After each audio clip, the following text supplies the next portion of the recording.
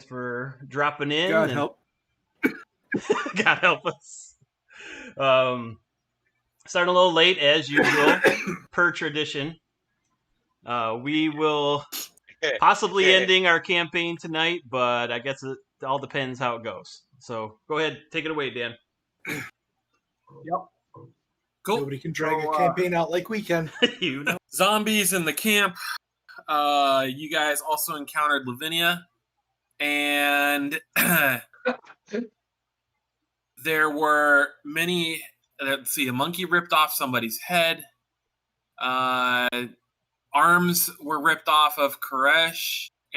Anyways, with that being said, the only crew member so far left alive of the original crew you guys had joined is Captain Takumi that you are aware of. Everybody else has been pretty much eaten, mutilated, dismembered, all the above. And Captain Takumi was all pumped prior to all this happening. You guys were had all of the Lavinia's items gathered together, which he said you would need based upon some of his reading through the journals. And at this point, that's kind of where you guys left off. So I'm not sure where everyone's going to go, what you guys are going to do, but you really just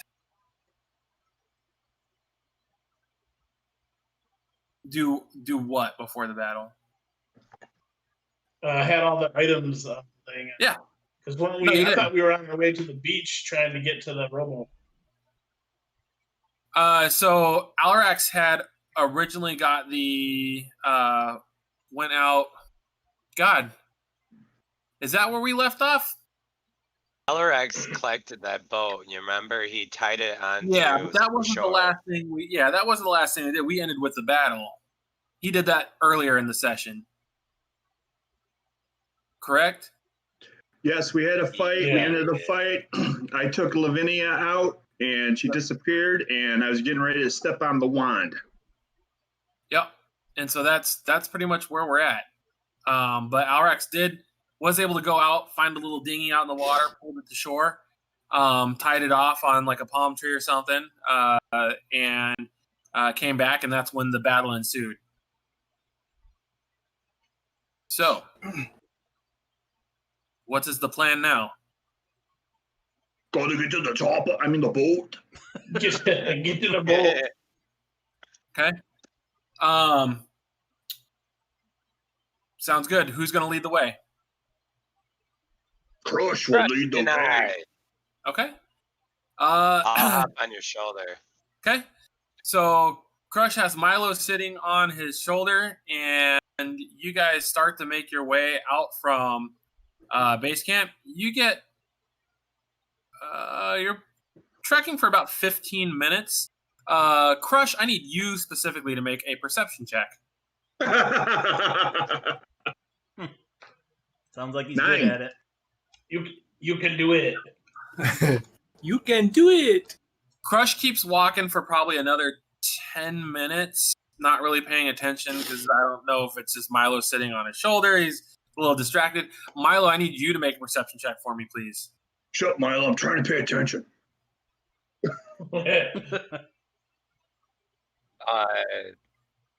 23. And so as you guys are starting to walk, you're hearing a heavy slog of water as Crush is walking. You haven't been walking that long, and as you kind of like, it just dawns on you. Why does it sound like we're walking through knee-deep water? You look down and you're like, holy crap. You guys are about knee-high in water, and Crush is just like walking his way forward out to the ocean. And as you kind of stop for a second to survey and look around, as you look behind you and look all around, you just see water at an extremely high level than you remember it being. I think we should run. I think the island is flooding. As you look out, you see what appears to be a bit of a strong fog, a bit of a heavy fog that is slowly creeping its way through the plants, right, being dropped in water, and it almost looks alive. And as you're staring at it, you're seeing you're like almost having like double takes because you're seeing what looks like little hands kind of grabbing out and crawling its way towards you guys. Wait, the fog is? Yeah. Crush, I think we need to walk faster. The fog is trying to grab us.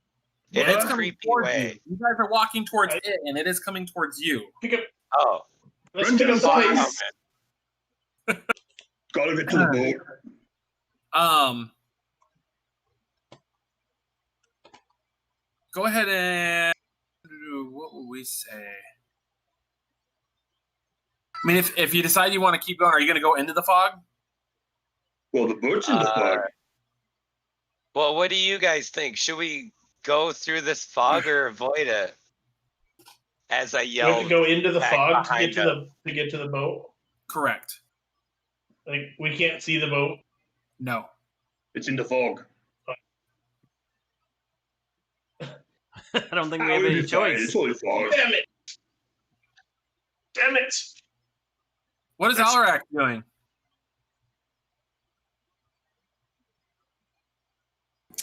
He's seriously considering jumping on his broom and flying over the fog. Okay. That would be a good Is that a thought. consideration, or are you actually doing it? It's a consideration at this point. Nice. All right. Chorus, what are you doing? I'm just gonna say, yeah, Foghorn. I'm just gonna say, let's go into the fog.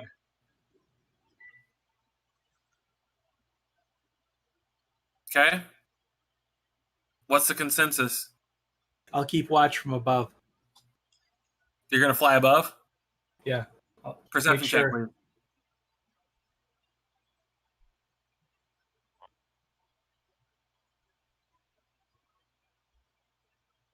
please. $22. As you start to fly up, you get above the canopy of the kind of jungle on the island. And again, keep in mind, all of these plants are looking very rotted and black. They're not like lush green forests like you thought it was before. This island has essentially transformed itself, as mentioned in our last session, almost revealing its true self to you. Alrex, as you start to fly up, you're getting intense, strong gusts of wind that are making it very difficult and challenging for you to stay steady on your broom. As you look out beyond the initial wall of fog, per se, you can see that this fog is starting to engulf the entire dead jungle. And you're just watching. And as you're kind of sitting there hovering up above, trying to really hold yourself steady, you're seeing these really large swirls of dark mass kind of, and you see the fog just like tearing away, and you can't quite make out what it is, but it's marching. A couple of these are marching the perimeter as the fog moves closer and encroaches towards the group. You're seeing these objects go, and you're also noticing a lot of the trees are violently being shaken and moved. But again, they just look like really dark, almost like a black mass within the fog. Again, just perimeter on the perimeter as it's coming towards you guys.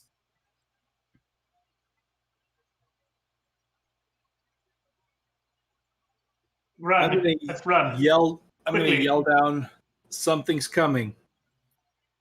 Oh, that was for. Whoops. Yeah, we didn't know any of that.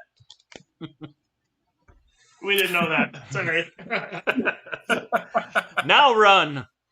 Quit metagaming. God, this is Crush. Something is falling. I couldn't quite hear him all the way up there. He said something about the God said something about running.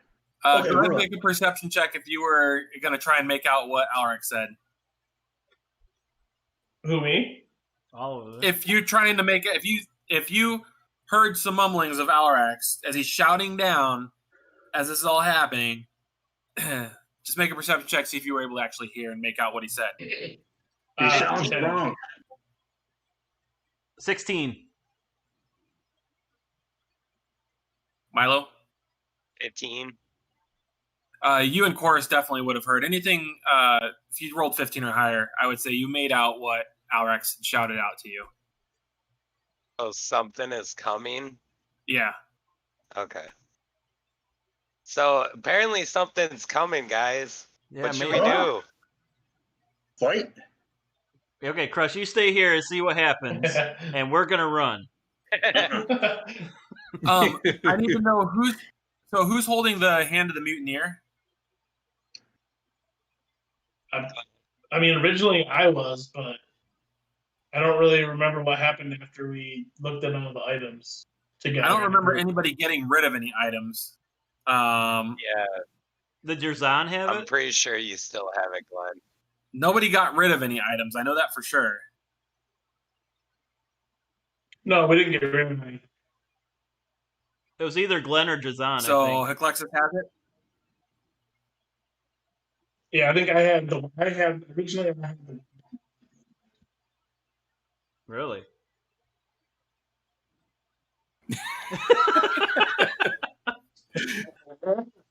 The fog's taking him over. I know his voice is cutting out.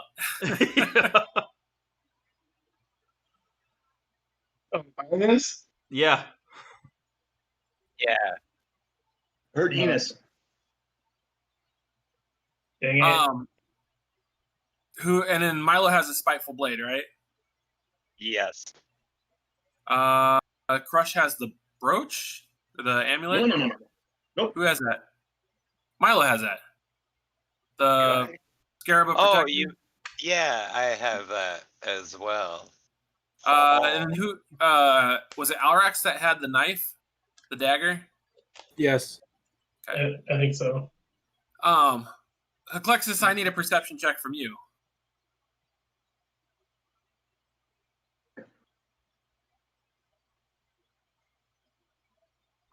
Nine.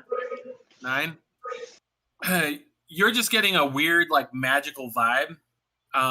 Something feels off to you right now, but that's all you can really make out right at the moment. So yeah, so again, just going back to it, you've got this fog that's making its way towards you, very dense, can't see through it, and it's just crawling along the jungle floor. And again, Milo saw what looked like to be little hands kind of like reaching out and grabbing in almost just a very menacing way. And this is going to be about not but 20, 25 feet from you right now, and it is slowly moving its way towards you. We have to go through it, right? If we have to get through it to the boat, we run like hell. Yeah. Sure. Is that what you guys are going to try and do? I can use the wand, but it like keeps one person, an individual, protected from things. As far as I know.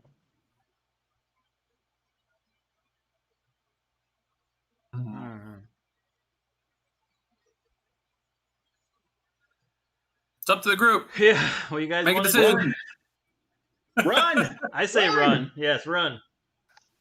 Run. All right. Run, Forrest, run! Who's starting the charge? All right. Go ahead and make a constitution. Crush. Go ahead and make a Constitution saving throw Oh. as you enter Oh the no. fog. You mean both Crush and I to make one? Yeah, if you're on his shoulder while he's starting to make the run, you as well. 19. I think we were all running, so shouldn't we all be making him? Oh. You know, it's hilarious. I got a 19 as well. Yeah. Let's see here. You both will take 7 points of poison damage. Wow. Ouch. Okay. And those did of we you get who a- also, anyone who else That's who not good at all. Constitution saving throw. Did we get a rest after that battle or no? No. No, you guys decided not to. That's where we left off. Ah, Ooh. we planned poorly. Okay. I don't think we would have got a chance knowing Dan. We're just gonna I all don't think die there in the was fog. much of a. Who else ran in the fog? I didn't know we were running into the fog. I thought we were running away Alexis from it. did. I was running away. Well, you could have ran the opposite direction, but this seems like there was several were trying to- you're going to run through it. Oh, I thought we We were were running trying away to from get it. to the boat. I was running away from it. Way to pay attention, course. Well, I just jet the other way. you have to go. We have to go through the fog to get to the boat, right? That's your initial judgment, yes. What? We don't know if there's any boat out there. What I is didn't the say boat? that. You guys went the direction that you think the boat's at. I made it very clear. You're now trenching through water. There's a heavy fog. You're deciding, that's you saying, hey, the boat's there. That is your decision to run into the fog. Alexis, did you jump off the bridge with these two? I'm trying to figure out the direction of the boat. Towards the Where's fog, the but boat? supposedly. You guys might want to talk to Alrax, who's the one who initially knew where the boat was at. See, But I he's heard, painting minis. I heard Alarax I'm say, flying in the air is what I'm doing. Where's I'll the yell. boat? I will yell up to Ellen. Where's the fucking boat? I will point you towards the direction of the boat.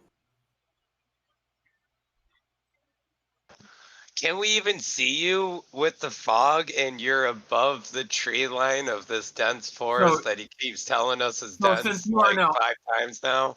Since Well, Milo you're- and Chorus are in the fog, or Milo and Crush.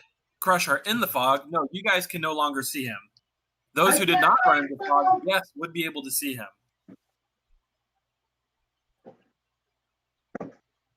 This is terrible planning on your guys' part. Okay. Well, do. When I heard Alarax say, there's something coming, I'm not going to run towards the thing. I was getting the hell out of there. Well, I was looking for the boat. Oh my god. I think we were all thinking that the boat was through the fog. And So Alrax has pointed the direction of the boat, which is through the fog. okay, A boat which he cannot see at I'll this get to the moment boat. because of the level of fog covering the ground all the way on out. So you are All going right, on blind faith of Alrax's intuition of where that boat is at. Well, I'm going to pump the brakes and stop, turn around, and run back out of the fog. It burns. I don't feel so good. I'm a show. Oh man. Alexis, what are you doing? nothing, because no matter what we do, you want us to fall into your trap. So I'm just gonna fucking sit down and cry.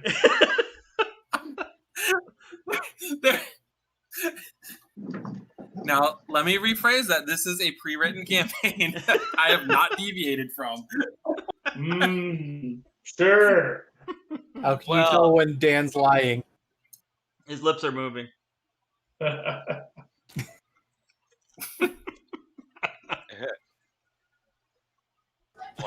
1. 2, 3. Better put that down. let's see. I don't want What do to. I have in my repertoire here? Are we out of the fog yet? Yeah, if you stopped as soon as you got into the fog and kind of realized that you're now feeling violently ill from stepping into it, and you're feeling this tugging and this almost feeling constrained as you're in there and very hard to breathe, yeah, I'd say you would have been able to kind of, like you said, pump the brakes and get the hell out of there real quick. Oh, feel good. And as you do that, you kind Crunch of... had a good... What, Alexis? So Crush brought up something about last week. He tried to step on the wand and break it. Nothing happened to that? Actually, I was almost stepping on it. I didn't do anything. That's how far I got. I didn't do anything else. Oh. So there you go.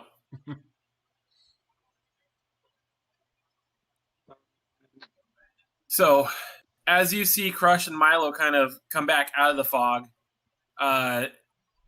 they almost start dry heaving and gasping for air, and just feeling very sluggish as they come out of that dense fog. And as they're standing there, you're starting to watch whoever's around, Alexis, if you decided not to go into the fog, changed your mind, change of heart. You're noticing these little like fog type hands are starting to kind of come over as they're standing at the edge of the fog, and it looks like they're getting ready to like almost pull Milo and Crush back in. Go.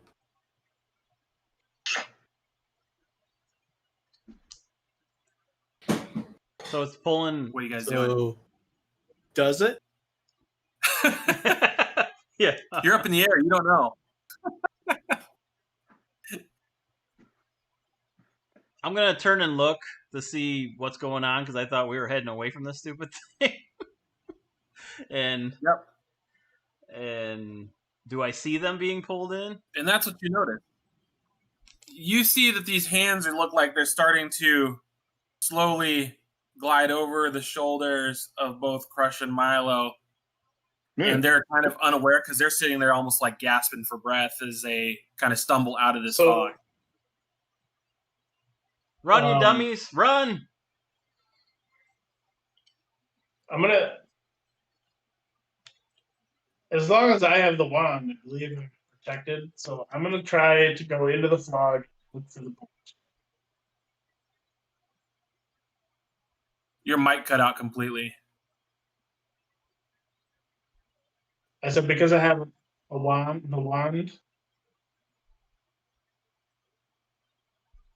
going to try Glenn, your mic keeps cutting out. You're our robot for the night.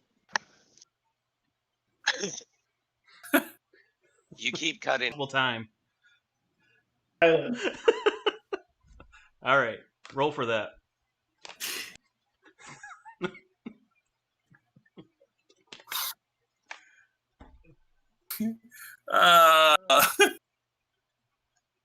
So, Man.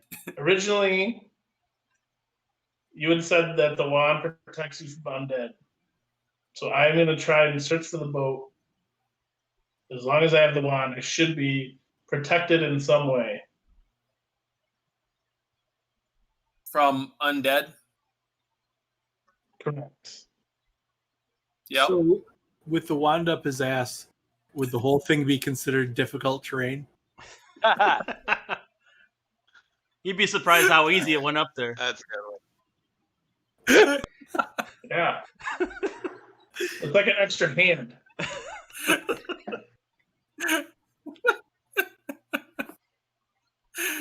Oh, man. As you guys all notice, Alexis clenching his butt so tight and walking in the most odd of manners.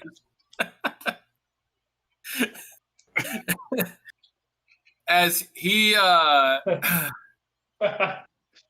like a super speed walker right now.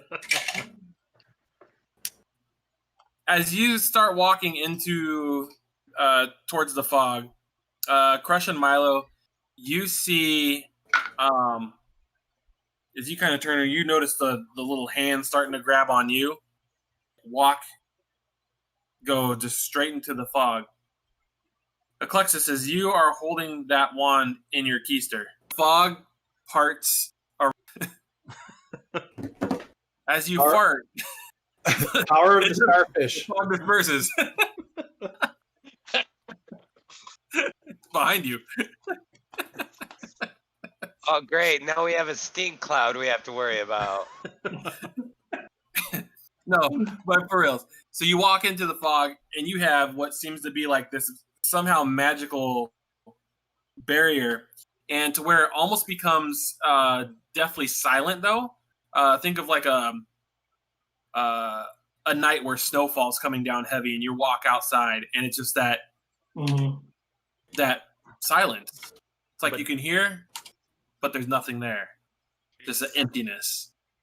And as you look all around you, you just see this wall of fog and almost like these hands. And as you're peering and looking at the fog, you see these very large, hulking, black, swirling cloud figures that are almost like you're seeing walking around, almost state of mind. But you can't make out what it is because, again, that's all you're seeing is that dark shadow in the fog.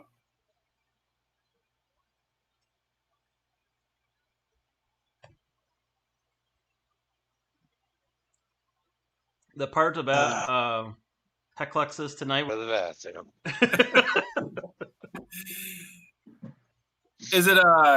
Is there a mic on the laptop, or is it strictly just what's on the headphones? I'm just wondering if that's, I don't know. Or didn't the webcam had a mic on it? Didn't it?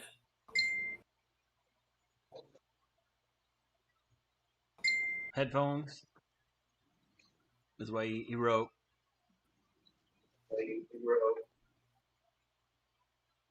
Okay, can you hear me over the webcam Oh, yes. Yes. camera?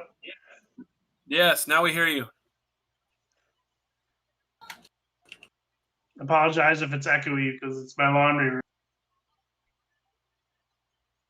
Well, at least we hear you now, so Yeah. that's the plus. That's the most important thing. All right.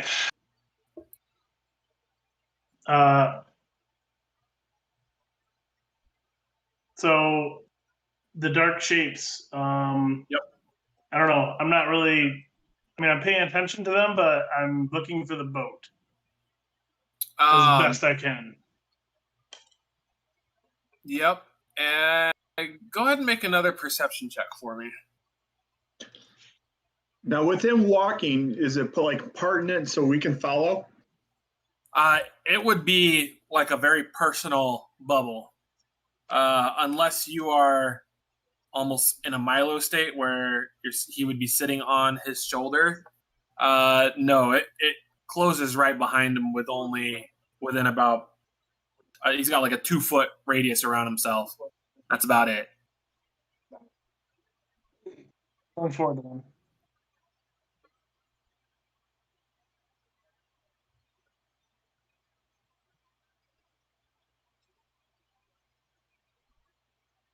What happened?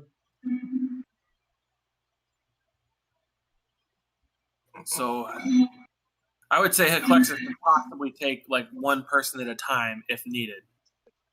That's about it.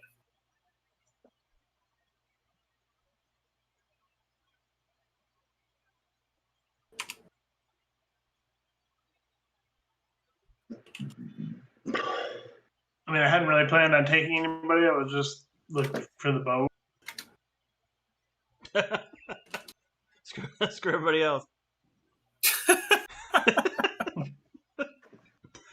Did you do that perception check? 24. 24? Okay.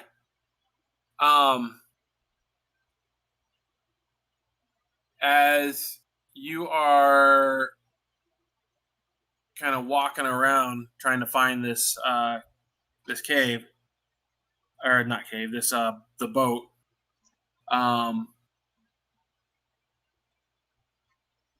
you kind of stop for a second, and you feel almost like this hand is grabbing you,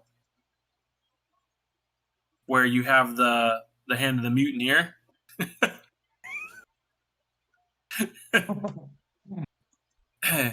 And you're just feeling like this grip that's just kind of like, you're like, what the hell's grabbing me?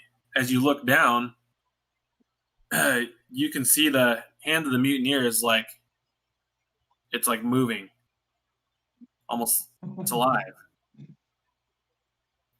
And it again grabs at you, almost as if to get your attention.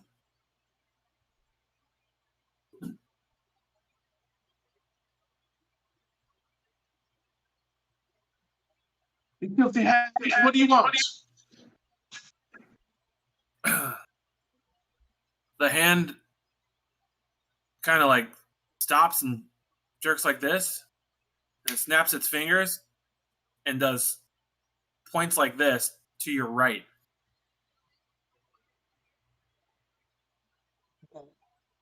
Goes full thing.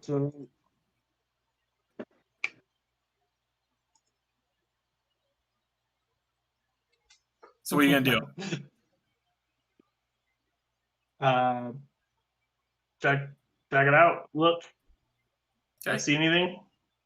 As you take a couple steps to your right, you can see what look to be a couple large rotted palm fronds that are kind of like crossing like this, and you see a bit of pitch black almost behind it. And again, it snaps its fingers and points again.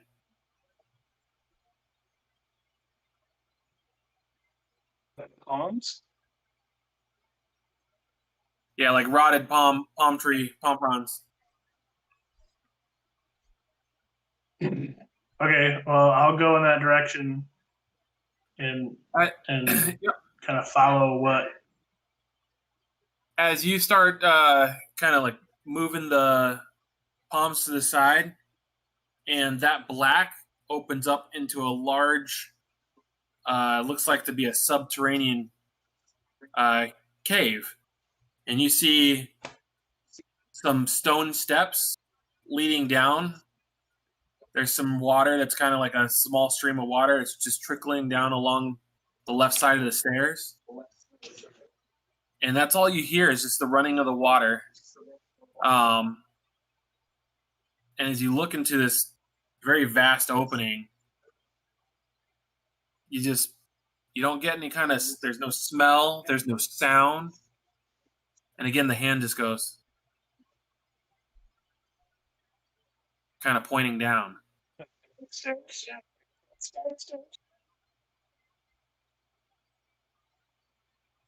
Yeah, we didn't catch that. What's that? It points down the stairs. Yeah, it does.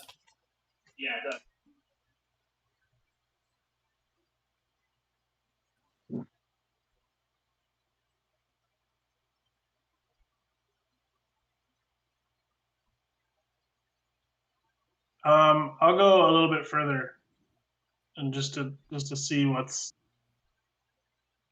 going on down here. Okay. As you start to make your way down,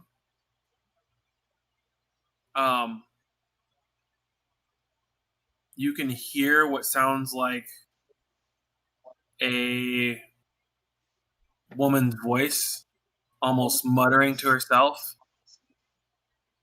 You can't quite make out the words that are being said, but you walk down 5 steps, you hear it. You walk down another 5 steps, you still hear the sound. Go down a little bit more, you still hear this voice, and you're not quite sure what to make of it because you don't feel like you're getting any closer, even though you've gone down farther. And you're also not seeing any base to these stairs right at the moment either.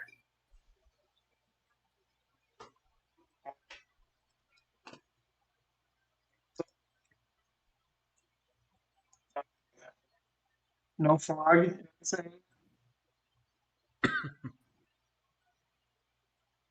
Yeah, Glenn, we're not No getting any fog. of that. Can't hear anything. Yep, you're breaking up.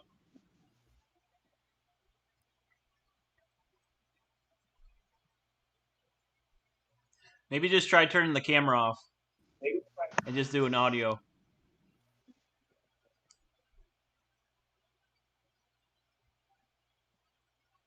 Yeah, I can see it in a screen. He's really laggy. Yep. They're now trying to talk. Does that help anything?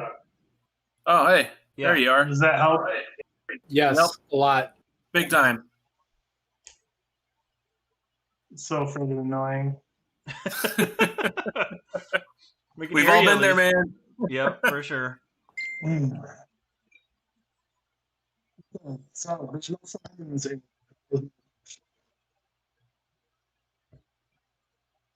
Did you say something? Oh my god. Have you seen this? Oh man. We're sorry, dude.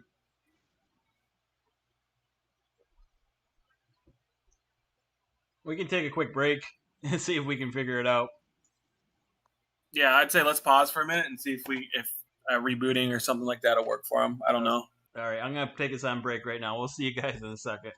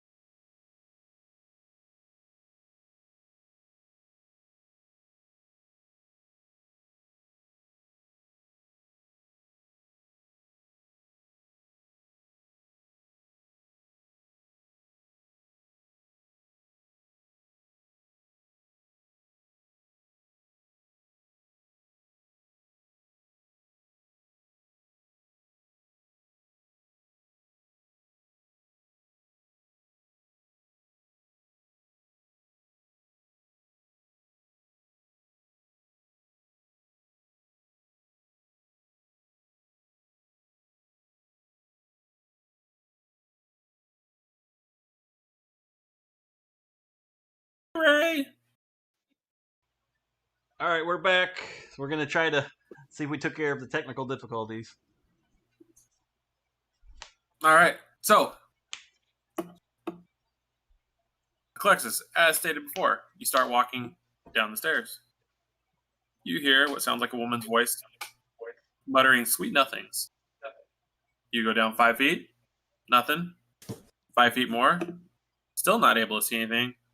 You look back, you can see the fog and some of the light shining through, along with those, again, big, dark characters that seem to be marching their way around the fog. You can see go right past the entrance of that cave.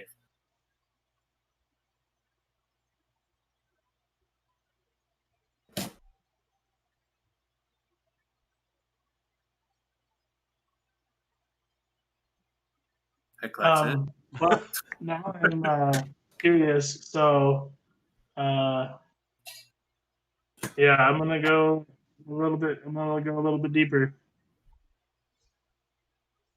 Oh, if I had $1.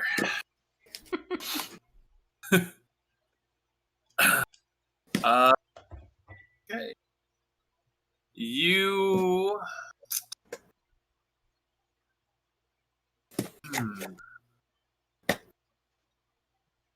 As you're starting to go down, you're noticing that there's a lot of heavy amounts of webbing that's starting to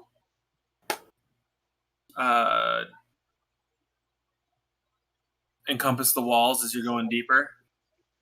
The light's starting to become a bit more dim as you're going down. Go ahead and roll a perception check for me real quick. Dirty 20. Ooh. As you're kind of looking at the webbing on the walls, you're picking up you're starting to get a smell. One familiar and unpleasant. It is a smell of a rotting corpse. Something you've smelled oh too often in battle.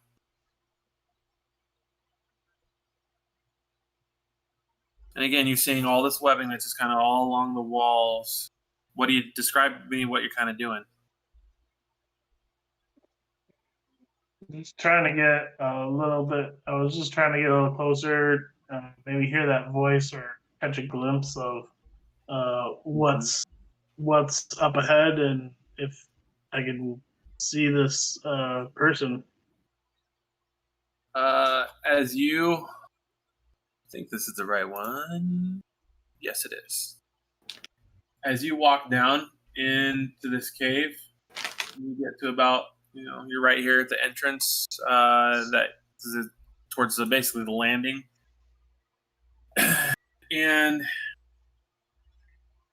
you're still hearing a sound coming kind of far back here.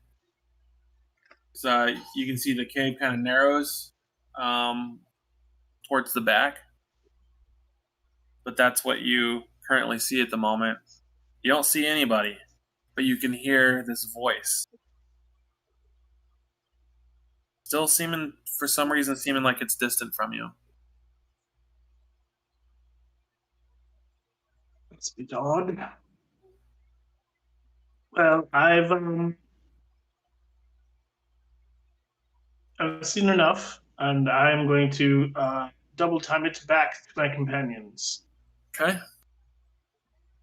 About 15 minutes pass. You walk out. As you're making your way out of the cave, you're noticing the water has kind of subsided in the area you're at. But as you're making your way closer to your companions, the water definitely again starts to rise, and you eventually get to them. And again, as you're walking through the fog, those hulking creatures kind of follow right along with you. And until you get back to your group.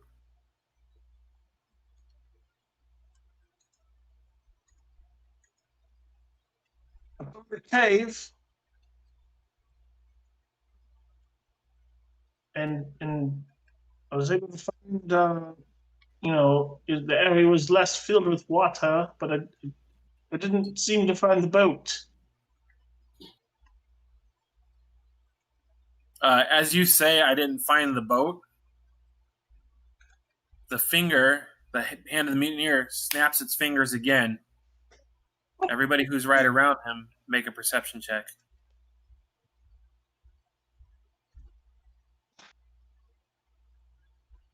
Dirty 20. 15. Yep, so everybody except for Crush. Here's that snap. And you guys kind of look down at Heclexis' side, and you can see that little hand. And as you guys look down at the hand, it kind of goes like this. Spirit fingers. Yes. Big time spirit fingers. Literally a spirit's fingers. It looks like we might have a bit of a guide here. I kind of wiggle it around. Yep, and as you it goes.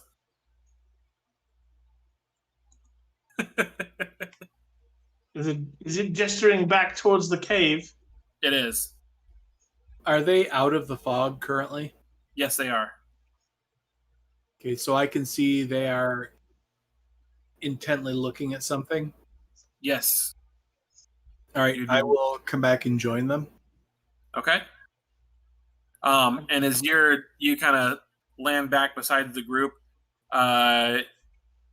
you see this hand that's motioning to the group as they're talking, and that's essentially what you kind of get into. Alexis? I'm going to suggest trying to, I guess, try to take them one by one. Okay. If I can. Yep. My protective bubble. Do you have to be attuned to the wand for it to protect you? The wand did require. I don't really know. He did get attuned to it. Oh, yes, I did attune to it. Okay. Then, remember, it should protect you if you're close enough to me. What? Don't you remember part of your soul drained when you were using the thing? I do remember that. So, who wants to go first? I will, because I can be underneath Hex's legs. Yeah, I would say if you're gonna take people, you would be able to take Crush and Milo at the same time, just with given Milo's size and the fact that Milo could sit essentially on Crush's shoulders as you guys are making your way. Come on, let's go. And so as get close to me. As Eclexis is leading the way, you do also witness these large hulking figures as you're walking through the fog. And Milo, you get very uncomfortable as one, because they're very large in stature and size. And as you're kind of like keeping your eye on them, you notice one is staying very even in pace with you specifically. The headpiece, you can almost make out what looks like a head that's looking at you. And as you're staring for a minute, you almost see like these red beady eyes, this light that's kind of piercing through the fog, just staring at you. And then the face kind of fades away. And can we hurry up and go? You eventually get to the entrance of this cave. after a few minutes, because again, it's really not that far from where you were initially standing. You and Crush are able to obviously walk within the cave. And Alexis, what are you kind of doing from there? As soon as I get them to the entrance, I will head back for Chorus and Alrax. I say, be careful. That I heard a voice down in the cave, so maybe don't go down there just yet. Okay. We're already down here. Yeah, Milo and Crush are there. Yeah, he went back for Chorus, us. Yeah, okay. Chorus and Alrax are the two that still need to make their way. I meant don't go further into the cave. Wait, go further. No. He said go further. How far are you guys going to actually walk down the cave some after Alexis leads you there? Probably bottom of the steps. Okay. As you get down there, you know, peeps. and again, for yourself, as you get down there, you notice an immense amount of cobwebs kind of just really overtaking the walls. Kind of describe to me what you're doing once you get to the base of this cave. I'll stand away from the webs and grab a torch out and light it, so everybody has to light when they come down. Okay. Yeah. I'm gonna clean my puke off of Crush's shell. All right. Don't forget Give the it a turtle good wax. old spit shine. Literally. All right. So who's coming next? Is it going to be Chorus or Alrax? I'll Who's go next? I'll go next. Chorus. Okay. Chorus. And I have to get a bit close to me. So let's go. All right, let's go. Chorus, you also get this very unpleasant feeling of being followed and watched. You as well see these hulking figures, but you guys are able to get to the cave. Again, being protected by the wand that Heclexis is so gracefully shoved up his keister.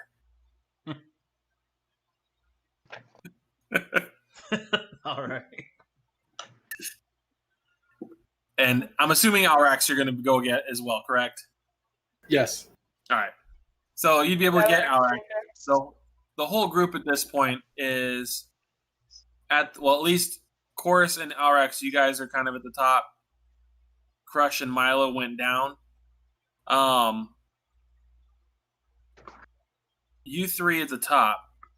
As you're walking down the steps, make perception checks for me. Uh-oh. Okay. I got a 7. A 7? Yes. Chorus got 11. Okay. Alrax? 16. Alex, as you are walking down and you're kind of checking out all these, you're looking at all of these spider webs that are taking up the wall.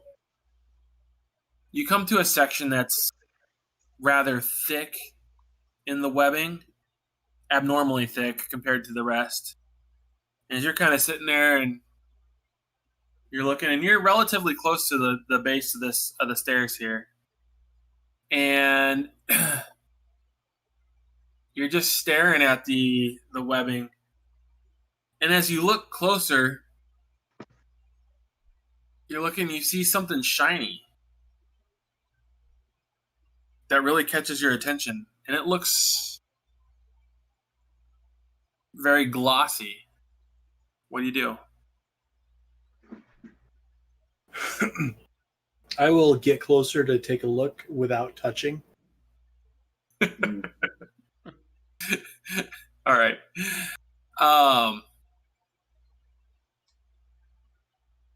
Go.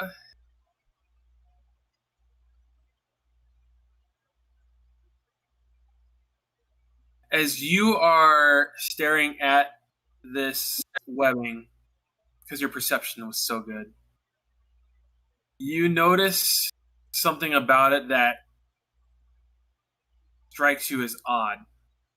It's not a normal spider thread that you're looking, and as you're staring at it, it almost looks like there's bits of flesh intertwined within the webbing itself.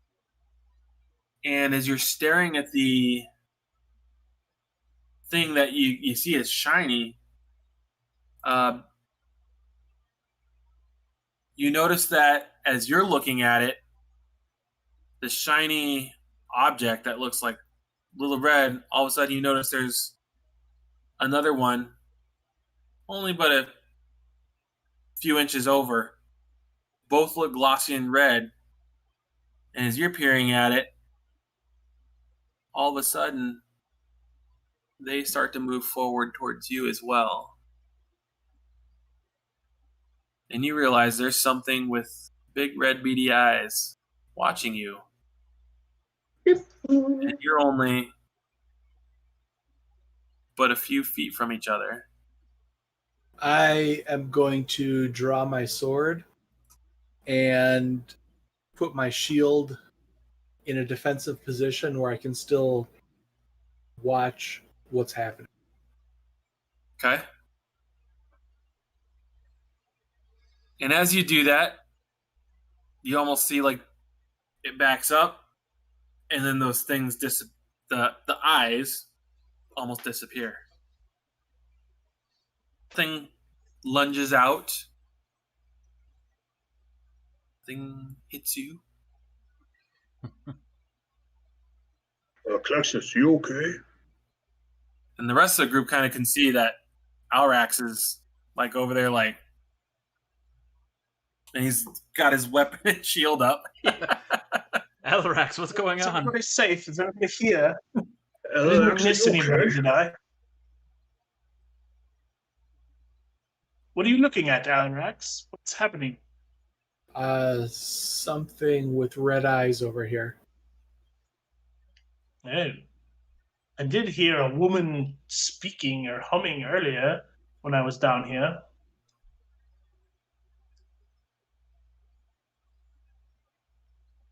This would be an odd woman.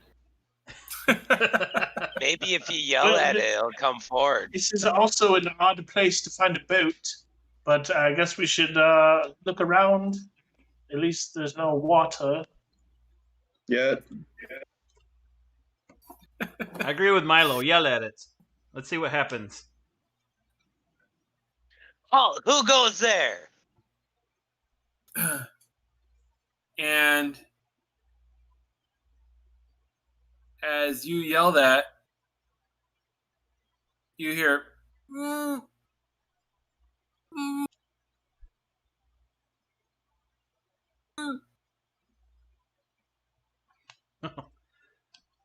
Sounds like something yelling at us with their lips pinched. Safe word. Banana.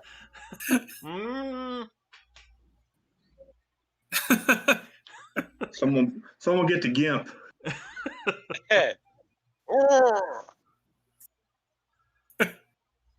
So, what are you guys gonna do? Try to locate the sound. Yeah. Okay. Go ahead and make a perception check. Oh, naughty dice. 9. You can still hear in Alrax's general direction the. I guess we'll start looking around the cave carefully, cautiously.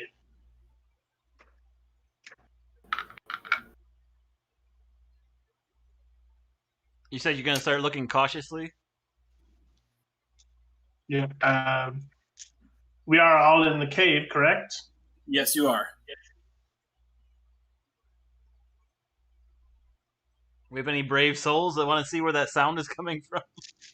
Sure. I Sounds like a job for don't Crush. care about the sound. I just want to get out of this island. I've already failed my perception check. So, Alexis, go ahead and make an investigation check for me. 15. What was that? 15. 14? As your 15. 15. 5. 1 5. 1 5. Okay, 15. So as you're looking around, and you're looking kind of where Alex is at, and you also notice this oddness to the webbing that looks like it's got some kind of flesh intertwined within it. And as you kind of start to look down the cave,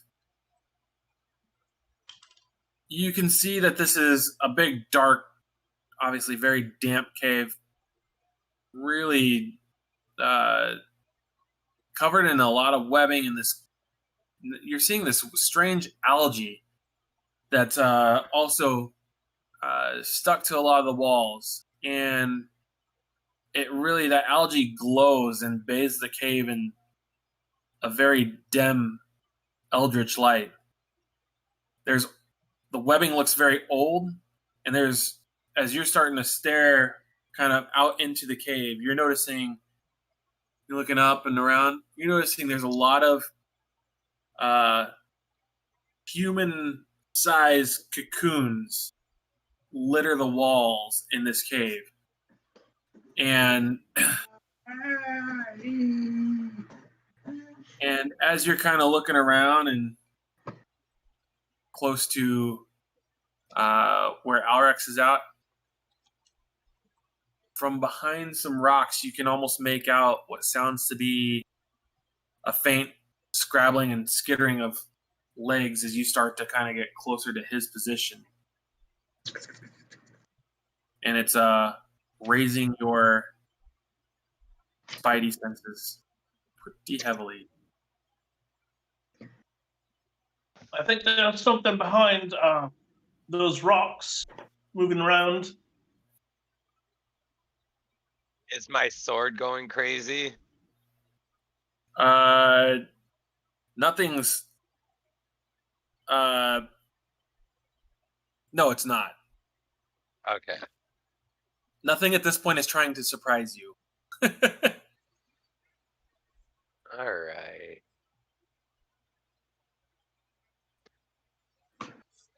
I'll follow the sound closer. Okay. I'm going to continue just looking around the cavern. Okay. I would say you get up next to where Alrex is at, and you do hear a Can I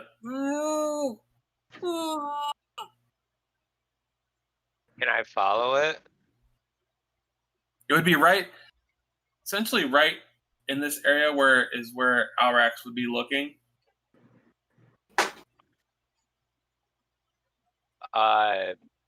Am I too short to really notice anything?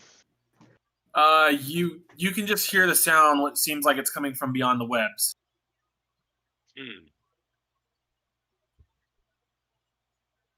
Can I make another check to see if I can locate it? Yep. 16. And you would locate it right where Alrex is at. Do I see anything? I mean, the sound's coming from there. Do I see anything that might be making it? You don't. You just see a very dense amount of webbing right there. And I'm gonna start cutting at it. And the sound coming from beyond. I'm gonna reach directly into it to where I think I know where the sound is. If I encounter anything, I'm gonna yank it out. Okay. I need you to make a Constitution saving throw. Of course.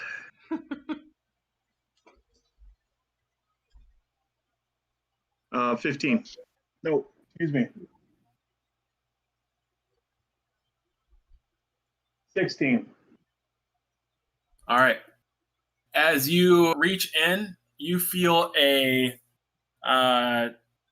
like almost like you grab onto someone's coat, and then as soon as you grab it, you hear, and you start to pull. Give me a strength check real quick here to see if you're able to break this thing free.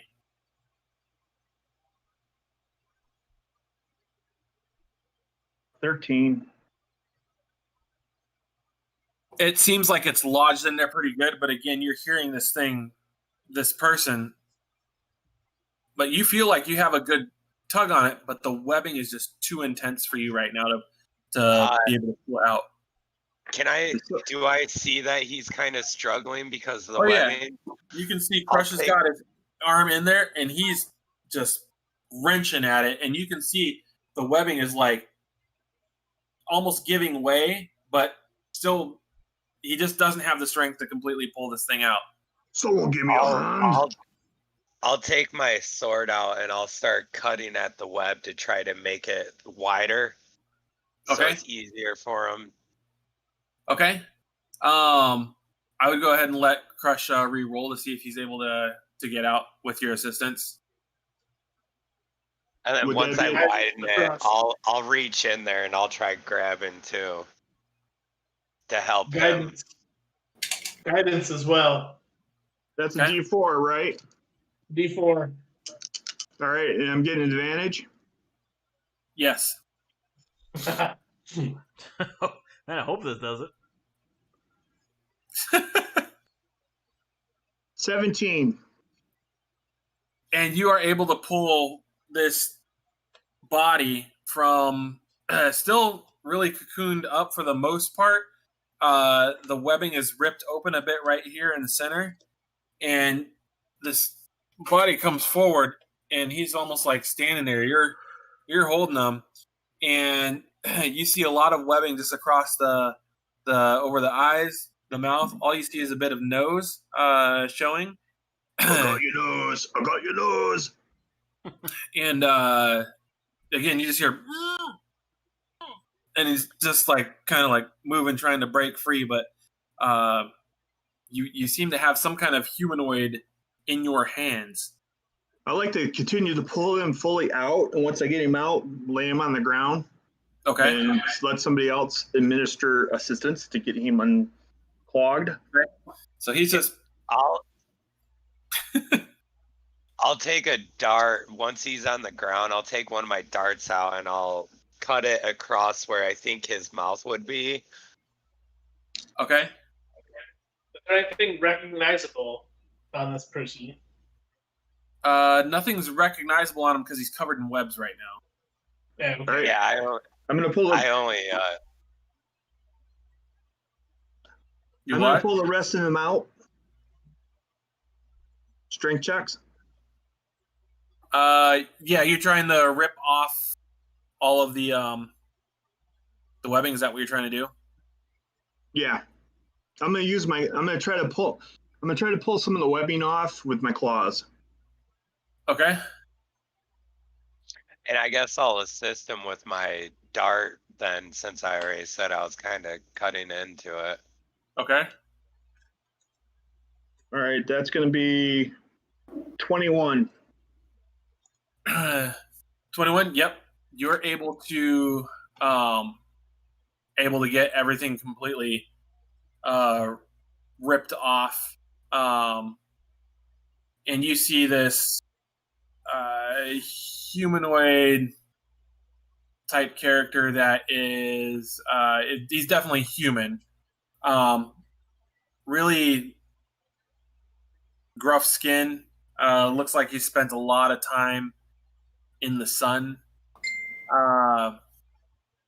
and lots of cut. There's a couple puncture wounds up in the blood red.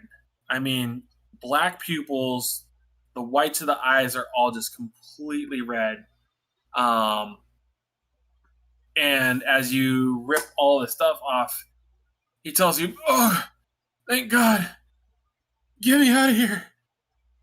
Who are you? Who are you? We asked second. Who are you? Tell him. Can I make a medicine check? Yes, go ahead.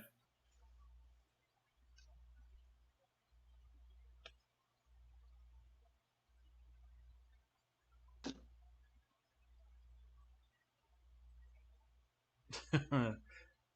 17.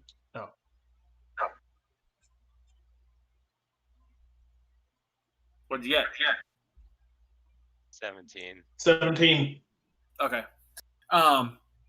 As you're kind of looking over, you look at him in the eyes. You're thinking, "Oh man, I've seen this guy suffering from some kind of necrotic crap is going on in him, and almost like the blood of his that's kind of running down his nose a little bit, and that you see in the corner of his mouth where he's been bleeding a bit. The blood itself almost looks like black and chunky.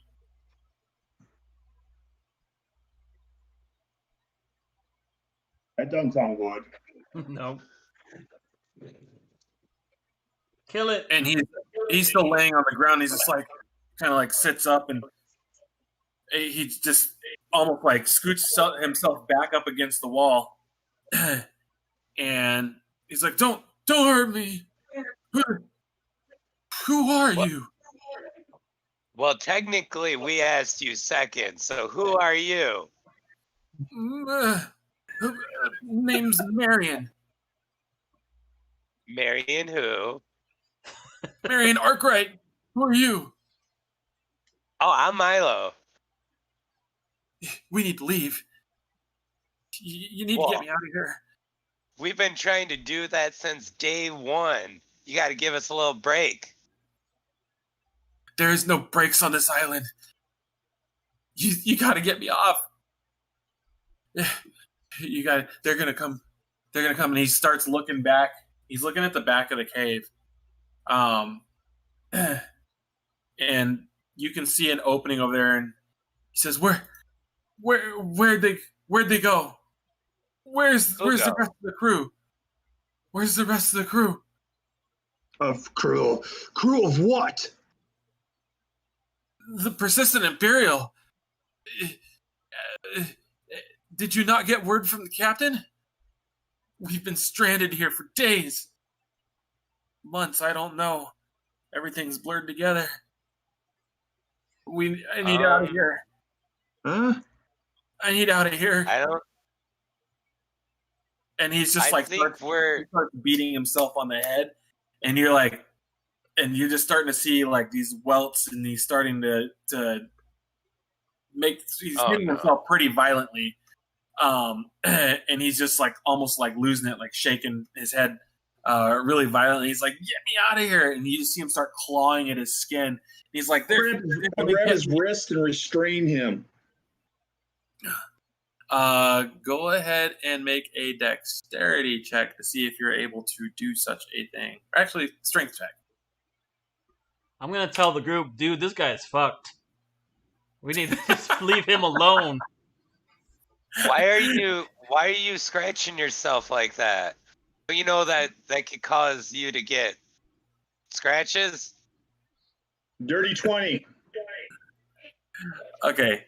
Yeah, you're able to restrain him, and again, he like scooted back up against the wall. But yeah, I'd say you're definitely able to restrain him. And are you like? I guess what are you using to? Are you got some rope? What are you doing exactly? I've got him in my claws, and I'm going to say, "Herclexis, check him out." Okay, Herclexis. I'll assist you, heck, if you're doing another medicine check. You want another medicine check? Well, can I possibly check him to see if he's not pregnant with spiders? You can check to see if he's pregnant with spiders. Yes, I would wholeheartedly allow that. You get to do like an ultrasound or something? What do you got planned here? I'm gonna put the Tommy jelly on your belly. Give me 1 second. Yeah, it's might be a little bit cold. around the areas where he was scratching, I want to see if like maybe if there's like something like moving or something in his skin. I don't know. And check his head. Okay. He's slamming it. You know, all the areas he was just abusing, pretty much. No, I'm super cool with that. So go ahead and roll a medicine check. I'm not gonna use Assist this one. you, Milo. Ooh, I'll take it. Oh, I get to re-roll this. Oh, double 14s plus 5. That's 19, Dan. All right. So as you are kind of checking him out, and he's sitting up against some webs there, he's restrained. I guess you guys have his arm strained behind his back, in front of him. Probably behind him. Probably, yeah. Behind his back, so he's sitting kind of like this. And as you're like just kind of feeling around, checking him out, he starts. And he goes, they're inside. And as you're watching, all of a sudden, these two legs, like giant spider legs, burst out from the center of his chest. Oh shit! I throw him away. I chuck him across the cave. This nasty black necrotic blood kind of sprays all over you, Milo, where you're like covered in it, like a horror film. And all of a sudden, the webs themselves start to break away on this part of the cave, and you hear this kind of, and this the body starts getting lifted up in the air with these two front legs as the spider is making its way out from the cracks between the wall, breaking away at the web, and it's just lifting Marion's corpse up in the air, and he's sitting there just kind of like screaming, and blood's just kind of coming out all over. And then you watch the body just dropped on the ground, splat. Roll initiative. Oh my god, they killed Marion. I forgot his name already. Marion. I told you guys this guy was fucked up and you didn't listen. You just had him mess with a guy covered in webs.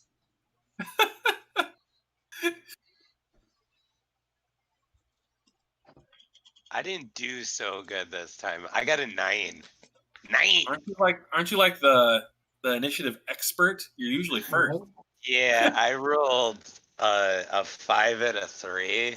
Ugh. So even with advantage. Yeah. Crush. 5. No. Oh wow. 6. Oh. Alexis.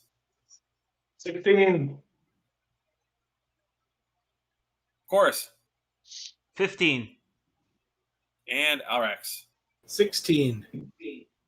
Ooh, okay, so first up is our giant spider. Yay! So it drops the corpse, and you can see Marion's, while he's gushing blood and has 2 gigantic puncture holes. It's kind of strange, but he's kind of reaches a hand out and he starts dragging himself best as he can. He's going kind of back towards where the opening is back here. But you just see he's like barely making it. But anyways, the spider kind of takes its attention over to you, Milo, and instantly goes in to make a bite. 19? Yeah, that hits. All right.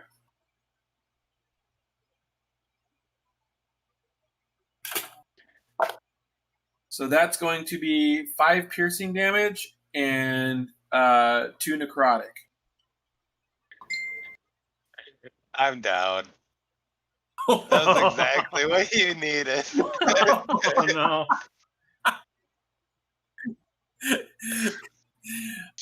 And that's going to put us to Let's see here. Next is going to be Heclexis.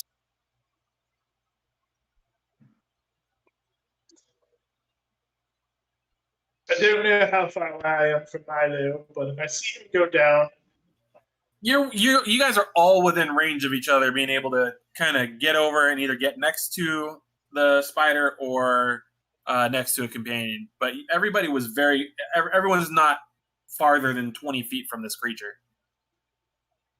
okay. Well, if I can, I will reach over and I will touch Milo and heal him as best I can.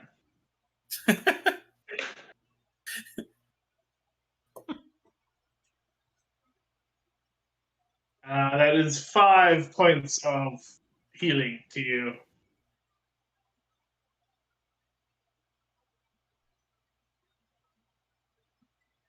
All right. Anything else?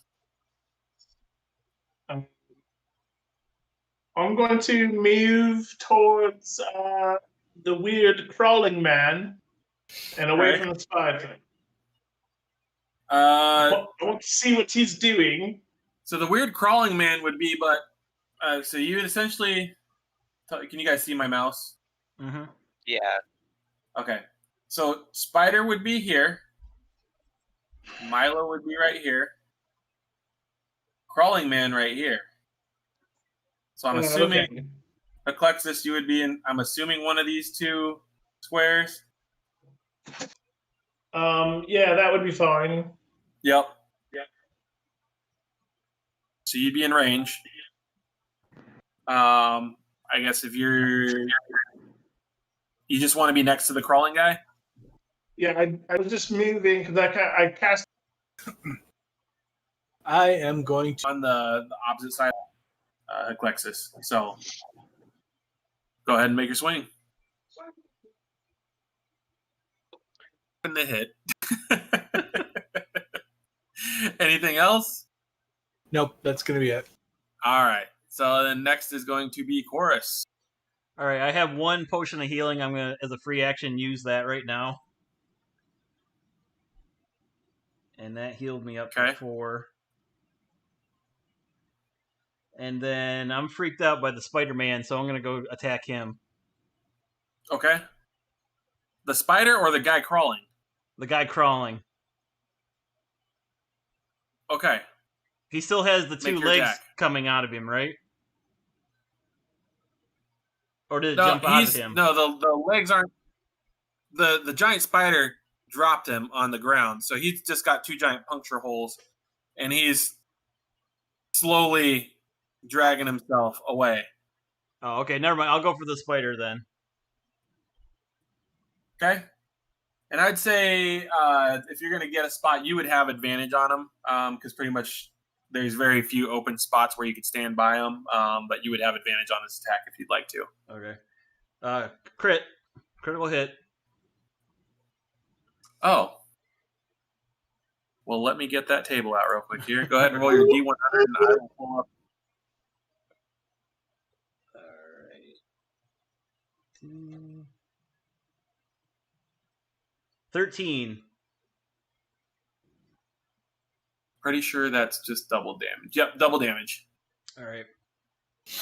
I'm just going to roll and then double it. So that hits for 14 slashing. All right. Yeah, and you come down and you make a sizable gash across the abdomen of the spider. And you're noticing a large amount of green, oozy blood starting to spill out onto the ground. All right. Anything else you would like to do? Yeah, bonus action attack with the dagger. Okay. 19 to hit. Definitely hits. Only 1. Now it looks at you pissed off because it's like you pinched it. That's how I do things. All right, next is going to be Milo. All right. I'm going to like do a cool like jump up to my feet, point to him and say, "That wasn't fair, mister." And then I'm going to give him a pow real quick. All right. With my short arms. It's very threatening.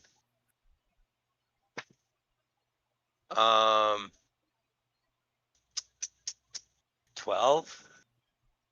No. All right. Second Welcome. strike. Can I kind of like? There's no way of me getting behind this thing, is there? To like to a flanking position. Oh, and I do apologize. You would be flanking, so you would have been able to roll that with advantage. Should I just roll 1d20? Yeah, roll see another if it was one. Better? Yeah, roll another one. See if it's better. 13. It was better. It was. Slightly. All right, now make your second attack advantage as well. Natural 20. Oh my god, what the hell's wrong with you guys? All right. We're on natural 20 juice. Huh. That didn't sound right, now that I think about it. D100, please. No! Where'd you... Okay, I'll just grab another one. 12. Double damage. Yeah. D4s, here we go. Oh, you flippin' kidding me.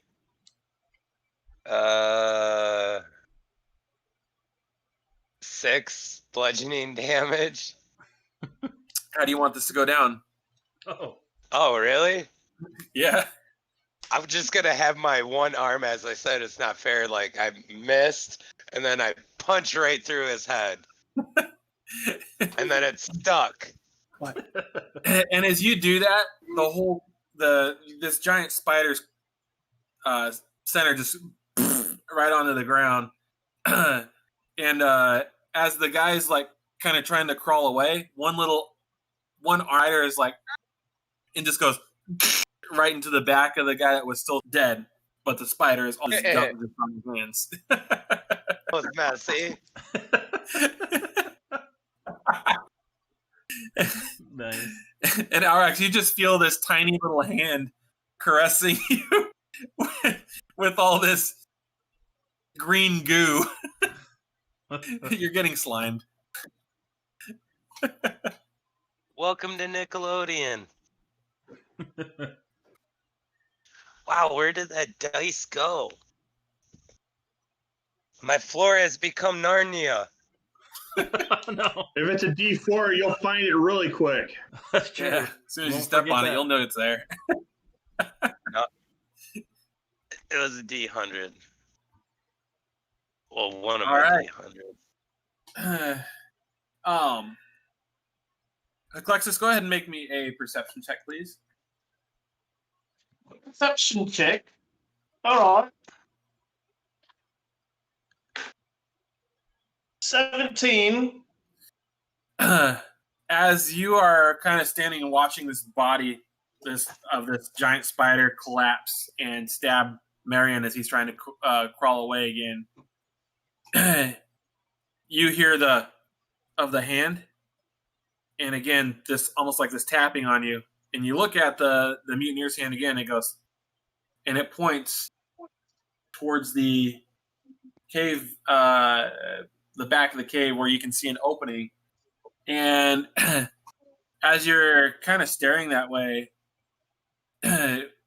you get this feeling of like a cool gust of wind, almost like gives you a little burst, and you smell a bit of salty air.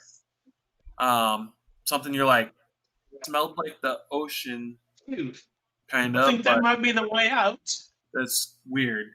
Yeah. In the back of the cave. I smell what? Salt water. And I'll start heading over there like immediately. Okay. What's the rest of the group doing? The hand has told me which way to go. And I wiggle it at them. Come on. Yeah. I shake it around a bit. I'm going to pop the cork of my health potion and take a nice chug. Okay. I'll say I can't deny following a hand. The torch I had, as I'm following Hucluxus, I'll chuck it behind us into the wall of webs. Okay. I got 7 back from that, Dan. All right. Just so you know. Sounds good. As Crush, as you decide to set the place ablaze, the cobwebs catch fire very easily, and you notice that this fire is spreading very rapidly. It would be definitely within your best interest to exit the cave as quickly as possible before your ass becomes a charred turtle. Turtle fire drill! Run!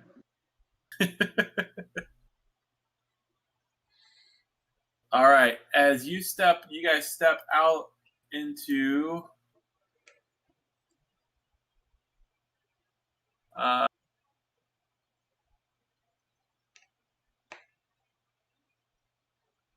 this doesn't look bad. No. Mm-mm. So this right here is where you guys kind of come out in what seems like kind of a bit of a maze from your. Again, you're getting a top-down view. You would not have this view. All you would see essentially is rock to your left, rock to your right. There's a passageway going straight forward. Should we try to find a place to rest?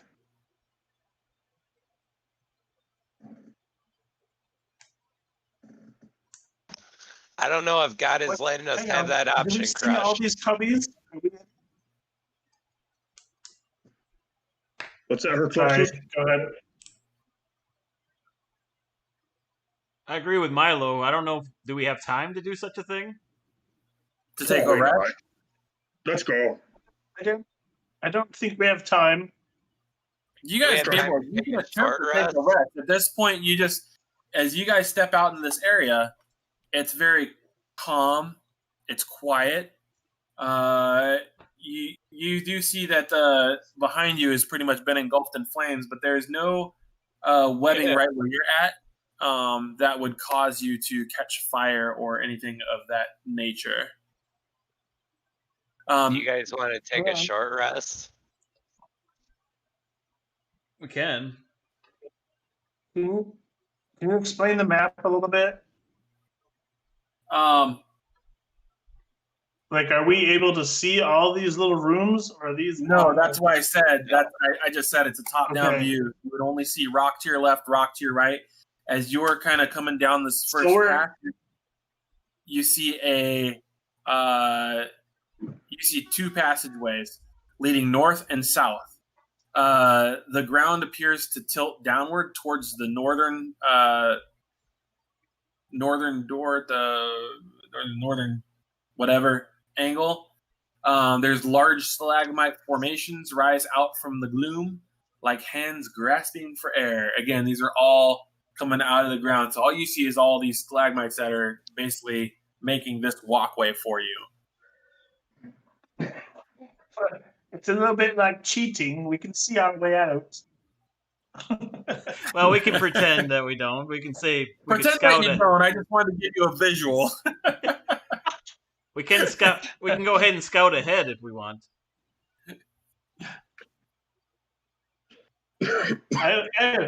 I could send I could send Sabine. She can check things out for us. Okay. What way would you like Sabine to go?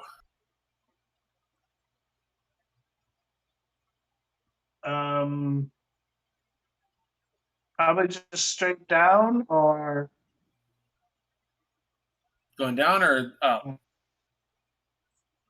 well, if we're at the cross section, if we're at the crossways there, then I guess I would send her to the left. Okay. As she goes up to the left, what are you doing? That whole like warg thing where you can like see what Sabine sees? Of course, yes. So I put my arm on Crush, and say, hang on a second. Yep. So you fly Savine up north, and what you notice is there seems to be an abandoned camp here. There is a what looks to be a small chest about 3 feet long, about 1.5 feet high, about 1 foot wide, and there is a skeleton with a large brim hat with a feather on it, and it's kind of it's hunched up against the chest, and its skeletal arm is leaning against part of some rock with its hand on top of the handle of a sword. But again, it's just a skeleton just sitting there, and it looks to be like an old, very old camp that's been there for a long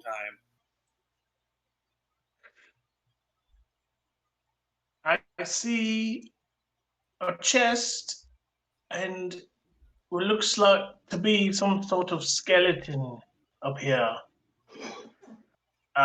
Do we wish to check this out? Yeah, let's go. Chest. A chest? Yes. Oh my, okay. I shake Carcaxus loose and wander off down the passageway. Okay. I would assume you're going first, Crush. Of course.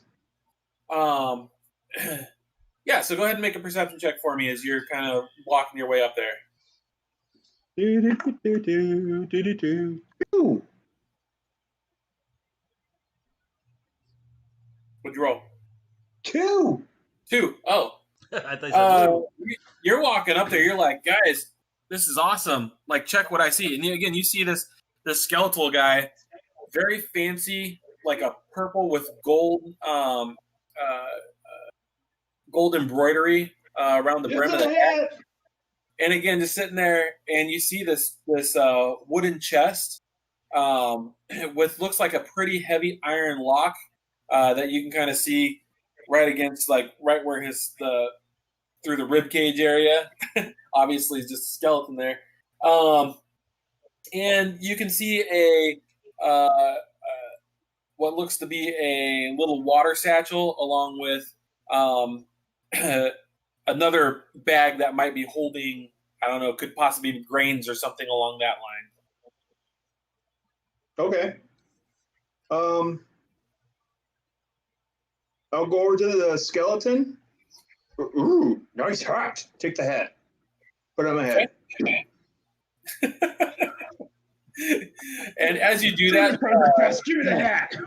As you take the hat off the skeleton, the head kind of just and rolls off the body, but the rest of the body's still sitting there, hand on the sword, but the head just kind of rolls back down the passageway, really towards like the center here.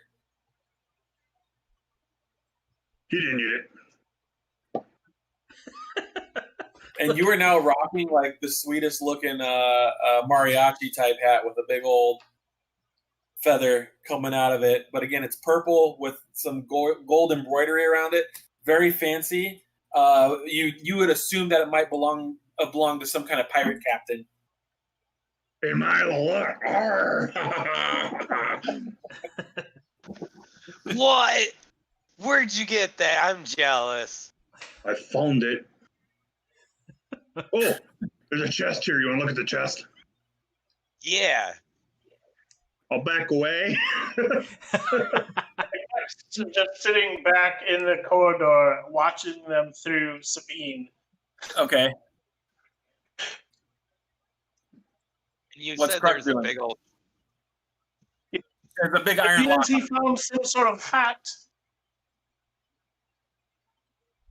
No, it's a fancy hat. And you see Crush just like gloating, just happy as a clam with this big old hat on. You think it quite odd that he's a turtle rocking it, but he's doing it with a lot of confidence. So, you know, there's no shaming that. He's making me jealous. That's what he is. Like, why couldn't I find a cool hat with a big old feather on it? Well, Alright. looks like I'm going to take my anger out on this lock. I'm going to start trying to break it. Trying to break their lock. Just need a Perfect. feather. Oh, no, you just need a feather. Start looking All for right, one. so anybody going to attempt to pick the lock, or what are you guys doing? Sounds like Milo's about gonna take his anger out on the lock. Is that what Milo's doing? Yep. Okay. So yeah, go. If you're just trying to straight break it from, you like gonna punch it or what? I'll use like that. I'll pull out my sword and use the handle of that to kind of hit it. Okay. Go ahead and make an attack roll on it. Hit 12. Ooh, just good enough. And go roll your damage die. 1d6. Where are all my G6? Oh, there's one. 5 slashing. So this is a pretty, damage. yeah, it's a pretty hefty lock. As I'm going to call it bludgeoning if you're hitting it with the hilt of your blade. And so as you're hitting it, you hit it with enough force to cause damage, and you notice that this is kind of the lock piece right here, and right where it connects to the bottom, it kind of breaks, but it's still connected enough that you can't open it up yet. I'm gonna do it again. All right. Milo. Ow. Oh, come on. Having dice issues tonight. 17. That hits. Well, apparently I'm throwing my dice and they keep getting lost. You even have a dice tray. What's up with that? They keep bouncing out. I don't understand it. Why? All right. 7 bludgeoning damage. This falls to the ground. As you look in the chest, you find another smaller chest inside of that one, and as you grab it, there are gold pieces in it. And then to the right, and as you're looking in this chest, you can see 2 vials filled with a reddish fluid that looks vaguely familiar to you as potions of healing. Ooh, how many? 2. I'll take one since I just used one, and then I'll pass the other one off to Heck. Okay.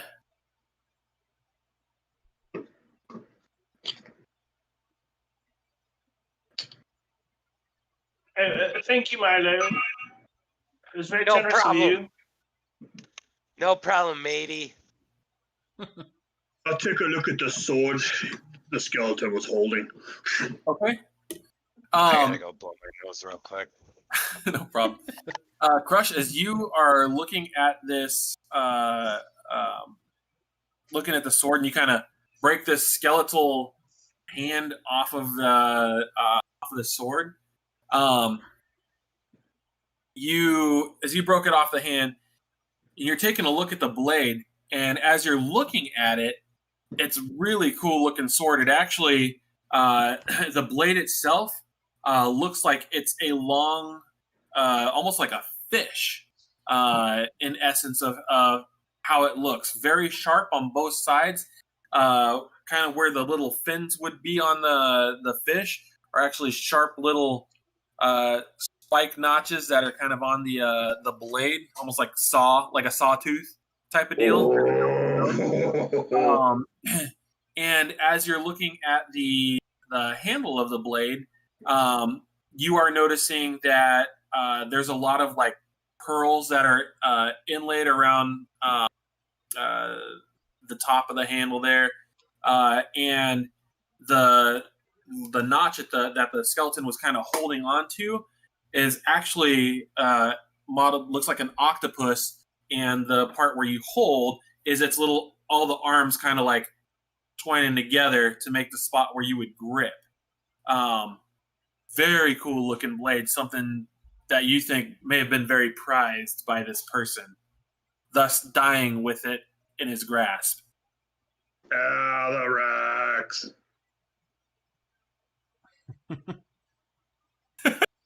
Alex. Here's a fish sword for your fish dagger. Fish boy. Nice. You're muted. We can't hear you. You're muted. Damn it. I'll take it. Okay. Alex, as you're looking it over, you can tell this is an extremely fine crafted blade.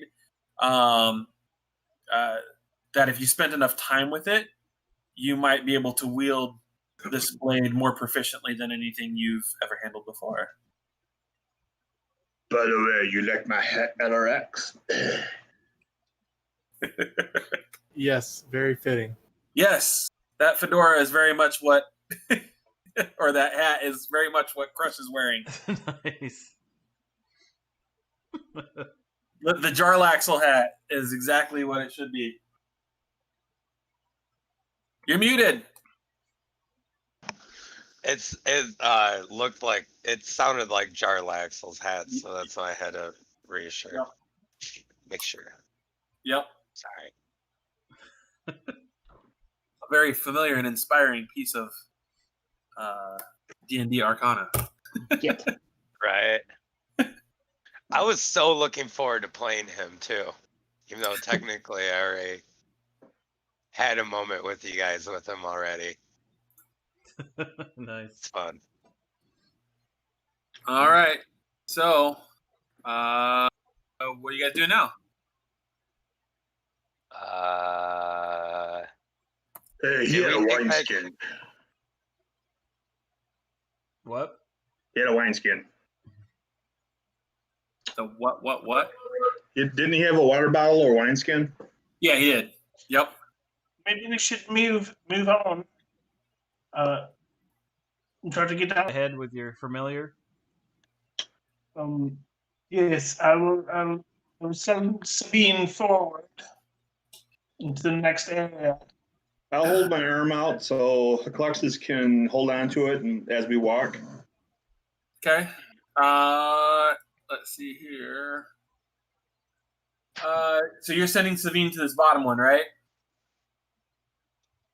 Yes, that's correct. Okay. As Savine starts to fly down, you notice that the angle going down is pretty steep through this section here, but just opens up to a flat area, and then with steps going back up pretty steep right through this area. Nothing there is really like striking you as like, oh, that looks cool. There's nothing of that nature. It's literally just a open ground. The room ahead looks empty and some stairs. No We can stairs. move forward, I guess. Just steep, a steep incline. No stairs. A steep incline. I'm sorry. Sorry, decline right here. I didn't quite see that correctly. Yeah. All right, I say So we you're keep going down. forward then. Incline like this. Yes, it looks safe to continue forward. Okay. Who's going first? The stupid tank. Okay. Go ahead and make me an athletics check, please.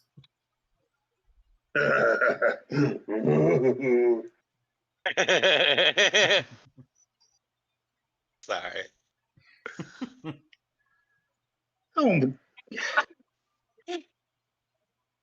7. So as you're walking forward, you're not really paying much attention to the sharp decline that is there. There is some damp seaweed that's kind of still crusted on the ground that you slip on, and you take 4 bludgeoning damage as you fall right on your turtle shell, and you pretty much are like woohoo, and slide all the way to the base, right out into the center here. As I'm sliding, I will retract my appendages and head. Woo! Oh, I take that. I do take that back. Can you, real quick here, can you make a dexterity saving throw? I need to see if you do something as you slip and fall.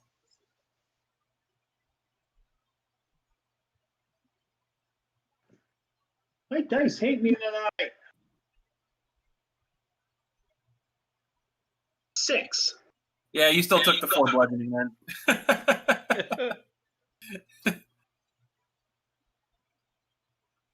Yeah, and so you slide all the way down to the bottom here and kind of hit against the wall, and you're like, that hurt.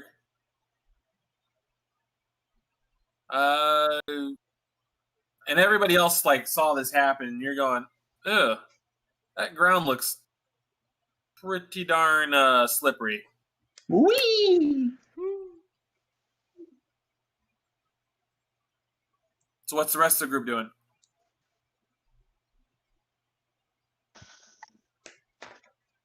We didn't take that short rest, did we?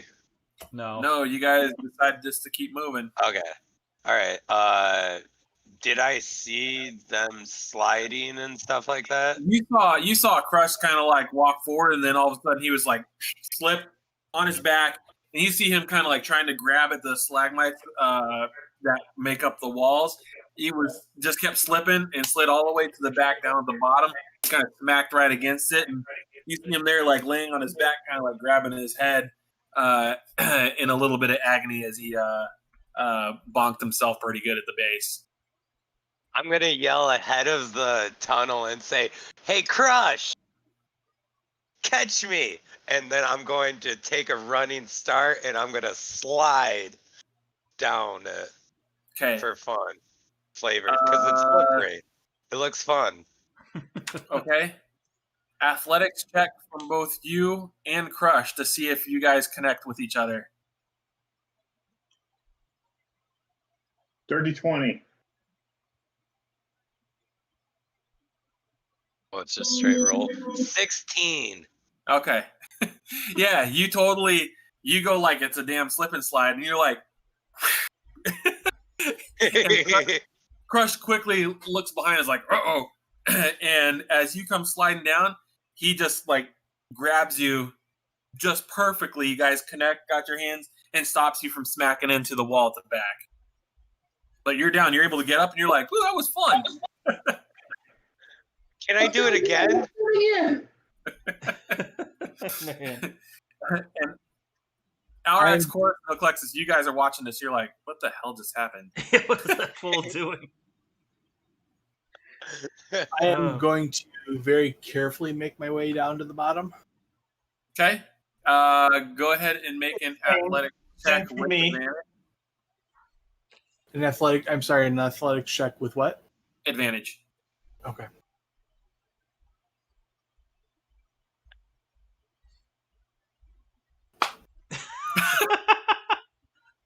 What is it?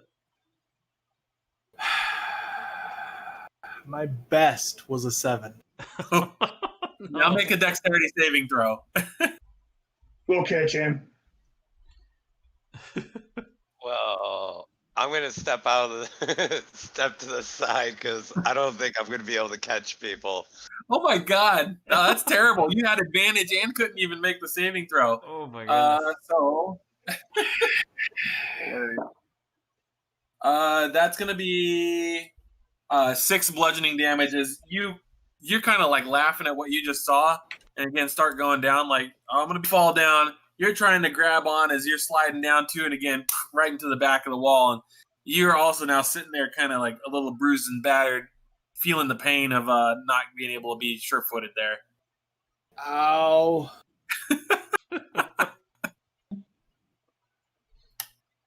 So is it athletics? Sorry, that was really muffled.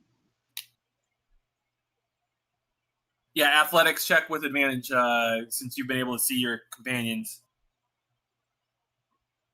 16.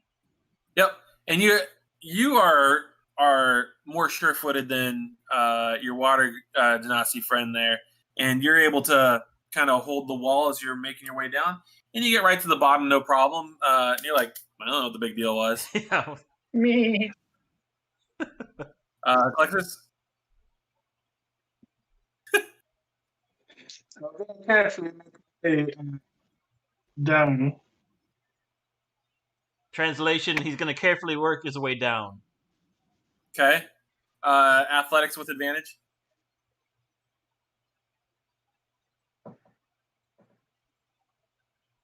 At 23. Yeah, and you get down just fine as well. And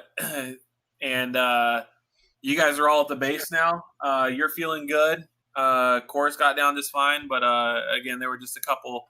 Alrax and Crush seem to have not been able to traverse this little section so well. As you get down to the bottom, again, you notice that this is just the floor's a little damp. There is little chunks of seaweed that kind of litter the area. Same stuff that Crush and Alrax slipped on as they were trying to make their way down. You look to your right to go up here, and you notice it's equally what the heck? It's equally steep going up now as this section was going down.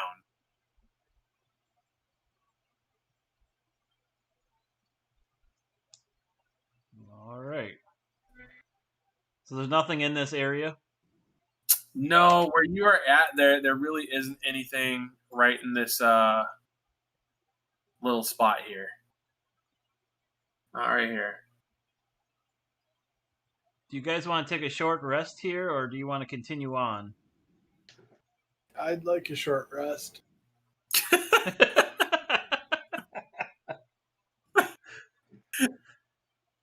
Sounds good to me. Short rest. I wouldn't mind it. Okay. Short rest. Who's gonna take? I guess no one's gonna take a watch. You guys are all gonna get a short rest. So let's see if anything happens. You guys are successfully able to take a short rest. No problems at all. So if you guys are using hit dice, I'm gonna do the Song of Rest, so you get an additional D6 of hit points.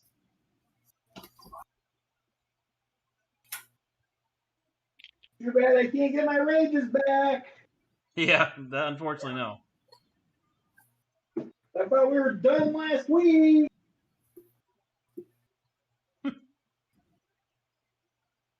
Oh wow, that sucked. Would you get like 1 hit point back? Well, I got a bunch of ones. Hold on, let me do math. I know, right? That's painful. At least I get to add +2 to it. 3, 6. When you roll 3 hit dice and only get 6 health back. Hey. I know, right? Yeah, that is pretty bad roll. Did you roll the D6 too? Oh yeah. Okay. Never mind. Yeah. Fate is on my side tonight, guys. Yeah. Hey, doesn't somebody have a scroll of fireball? No, someone got a scroll of fireball. Yeah, somebody did. That is correct. I just don't know who has it. Not me. It's probably just I passed it to one of you guys prior to not being here. Oh, that's good.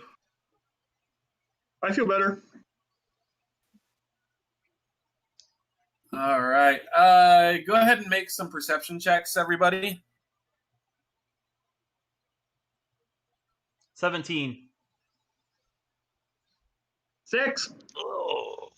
Are you effing kidding? Right? 10. 21. Oh, Nice. What a waste. What a waste. Not a waste. As you guys are kind of getting up from, especially Alrax, as you're waking up from your little short rest, you're starting to smell somewhat of a stench of like nasty breath kind of permeating the air around you. You're not sure if it's because your mates didn't brush their teeth when they woke up from a nap, or if it's something else. Oh, boy.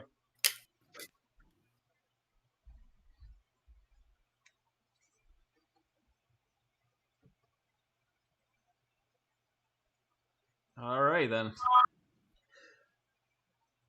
Shall we continue to explore, gents? Coming off All right. of this. I'm ready to go whenever you guys are. All right. And for size standards, just FYI, I know these look small on this map. These areas are actually really large. Okay. So, just a FYI. All right, so as you are looking up this steep incline here, you can see what looks to be either you can do a path kind of to your right, or you can't quite make out, if you're still at the base here, you can't quite make out where else it goes, but you definitely know there's a path that curves right. So who's going to make the first step trying to go up?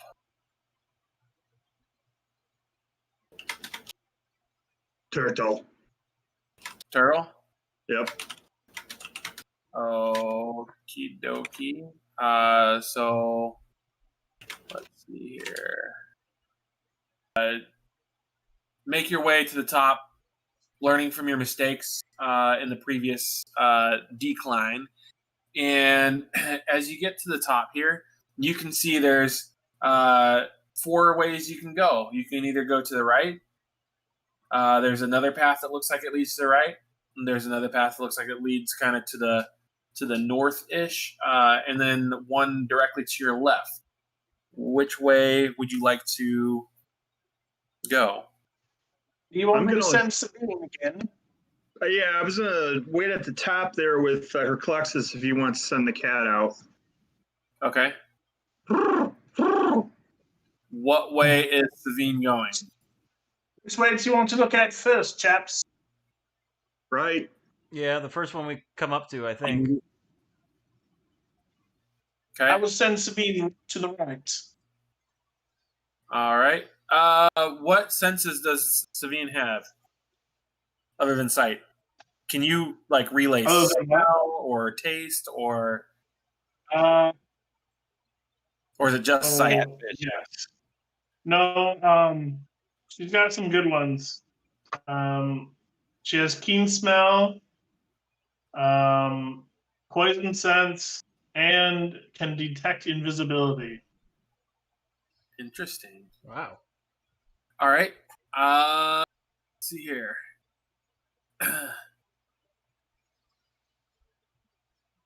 So she has advantage on checks that rely on smell. Okay. As this passageway right here is another very sharp incline getting up here, I need a perception check, please.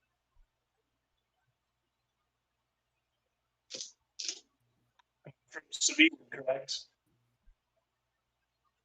What? Sabine For the cat. check. For Savine.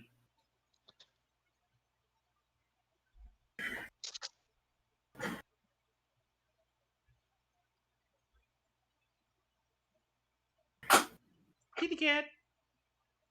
Hello? Herclexus? Hello. Did you Okay, roll? yes, I'm rolling for Sabine. Yes. Natural 20. Ooh, beautiful. All right. So in this little section... 25 total. All right. The rocky ground tilts upwards in a steep incline as you press on through the passageway.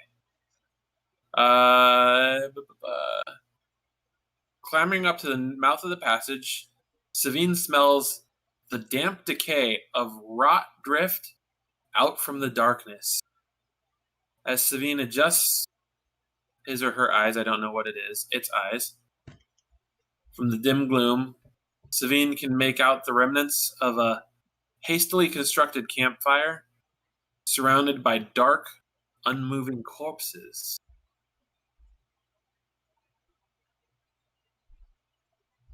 So I'll relay that to the group. What Okay. Sabine says, what she smells, and what I see with the corpses and the camp, makeshift camp. Okay.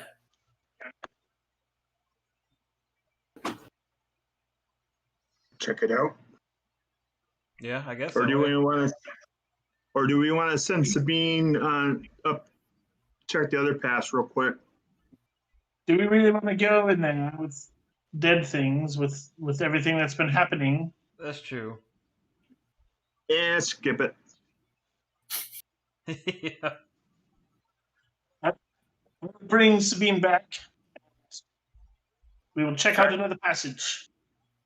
Which one are you going to look at?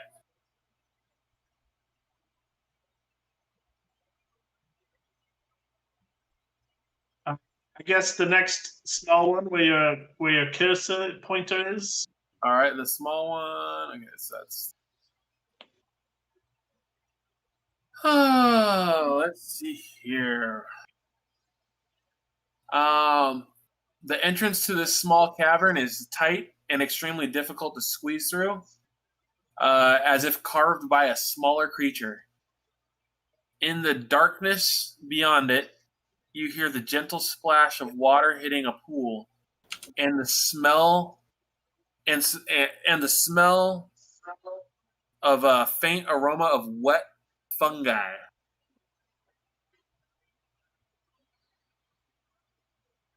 Mm-hmm. God. It smells a bit on bad the in surface. this area.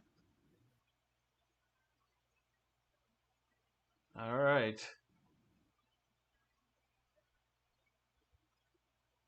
you want to check the other chamber? Where do you want to go next? To the left. Yeah, I think so. That sounds good. You guys are ridiculous. All right. Let's see here. That is going to be. As Savine flies in here, the air before you is warm with the thick stench of death and decay. Harsh, mottled breath emanates from within, and the scraping of rusted metal clangs on wet rock. Why do all these caves sound horrible? And it's very dim in These are here. These are all winners, aren't they? They're all horrible. I think we were safer on the surface. Yeah, right? Oh, I don't like this new room, so I'm going to pull Sabine back quickly.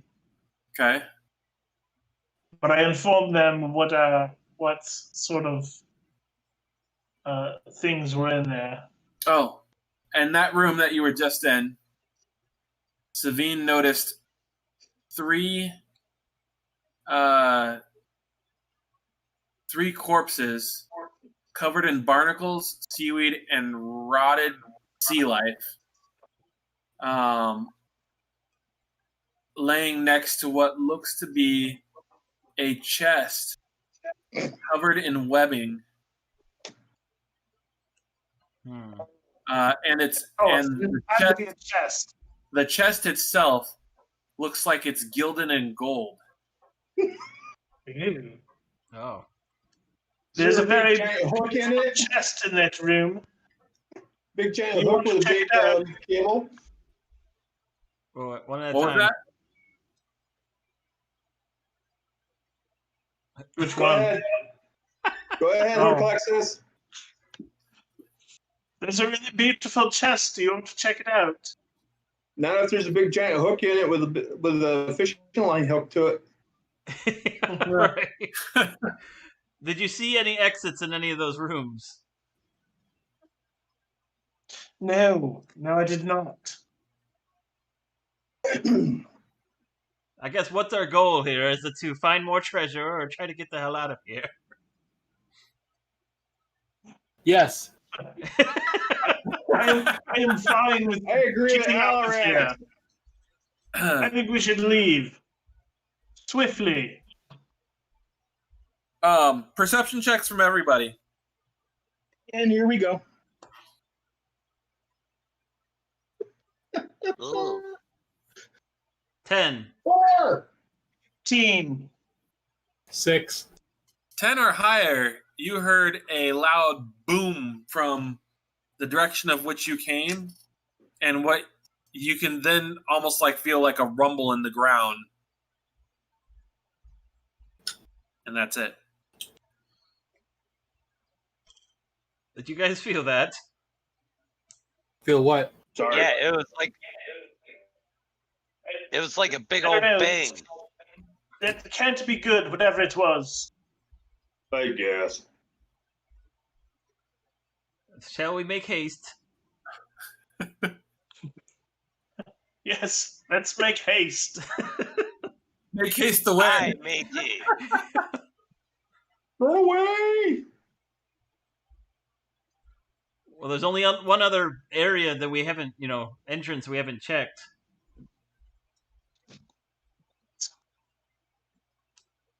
Send Herclexus' drone up that way and see what it is. Is that what you're doing? Yes, I will send Sabine small. All right. Down the long tunnel. All right. As you send Savine traversing the stalagmites that encompass your small, teeny little corpses in these narrow passageways, Savine continues to clamber through the tight passageway and notices there's a lot of sharp stones and slippery seagrass sprouting out around the walls, and feeling very claustrophobic, poor little Savine. And then, let's see here.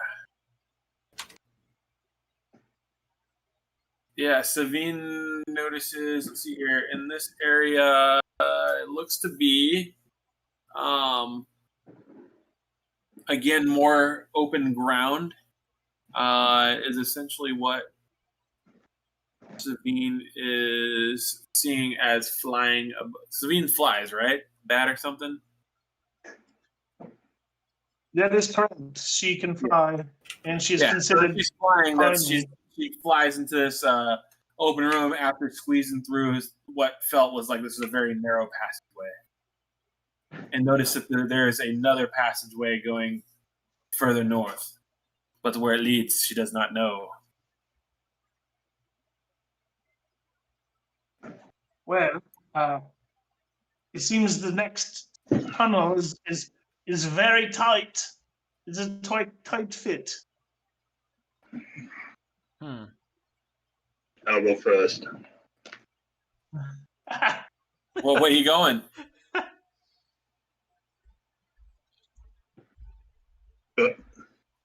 Crush, what way are you going? Up the long tunnel. Okay. Again, as you are making your way up this nice long stretch here, you're noticing the ground's very soggy as you're stepping on it. Something that Savine didn't really couldn't tell because again, Savine's flying. You yourself are feeling very claustrophobic. How far is everybody behind Crush? 5 feet or so, I guess. Right. That's what I was going to say. It was probably 5 feet. Okay. As you guys all get into this room, and again, these rooms are significantly larger than they're made out here. Each room here is going to be probably around 40 to 50 feet wide and somewhere width. So keep in mind, it's quite bigger than what's here. As you get into the room here, all of a sudden, you all feel the ground vanish beneath your feet. Whee! Your outstretched hands, and you plunge into an underwater icy blackness. Oh no! Suddenly, you've been plunged into an underwater cavern as the ground beneath you is given way. Oh no! The water Genasi feels very at home. The water in this area of the cavern is heavily obscures the area around you, and is very dark. Let me see here if I have a map for that one real quick here. I do not know. I don't think they have a map for this real quick here, but otherwise we're just going to roll with this here. Nope, we do not have a map for this. So just knowing you're in a large subterranean little cavern that's kind of dropped down, and you can't see. It's become pretty much pitch black in this room. What are you guys doing? I cast light on my sword. Okay. And I extend my piece of the light so everyone can see in the dark. Okay. Oh, okay. As both light is cast on the Corsa's sword and Eclexus does his thing. See here. You will see the exit to the north here. You can see what looks to be some stairs leading back up to where you just fell below. Over there. Look. Stairs.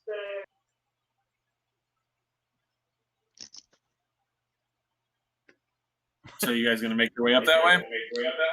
So we just had a quick dip, I take it. Yep. Yeah, you just had a quick dip that kind of took you by surprise, but thanks to your crafty thinking of casting light, you were easily able to find yourself out of this this cave that you fell into. I'm gonna head to the stairs. Okay. Ditto. Same. All right, and as you get to kind of the top of the stairs here, you notice the pathway continuing going up. You can see either an option of going to your left or to your right.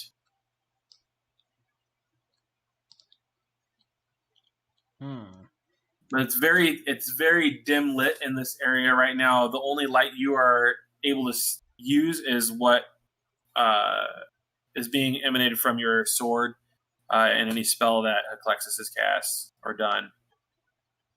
So you are all providing your own source of light at this point. Shall we continue what we've been doing, or let's send a cat? Yeah, everybody can see quite well, and we'll send the cat further into these catacombs. Savine can see what for the sight. What is Savine's ability on that? Because again, there's no light down here. Only what you guys are casting.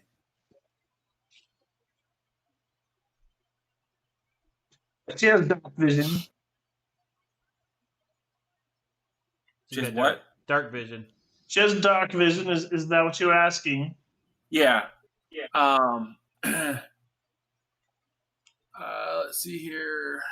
She has dark vision and has advantage on perception checks using smell. Okay. Let's see here. So as Savine flies into this room, that's again filled with a mysterious darkness that even torchlight doesn't seem to be able to penetrate.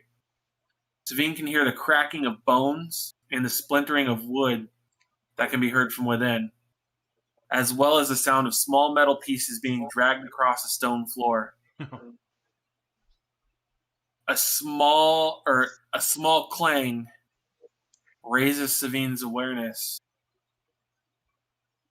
and grabs her attention, only to see a small single gold coin roll out from the darkness and settle right beneath Savine, as if to let Savine know, I see you. Oh boy. Roll initiative. Hey, bye. 13 for Do I have chorus. to roll initiative for Sabine as well? Yes, you do. You definitely do for Savine. 13 for chorus. Milo? 24. Holy guacamole. I rolled an 9. Clexus. Plexus. 6. Oy. All right, Milo.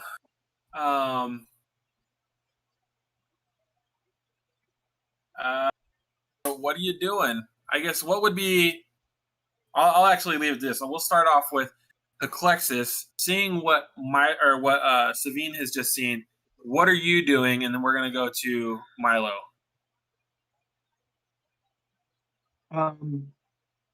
So not liking what I saw.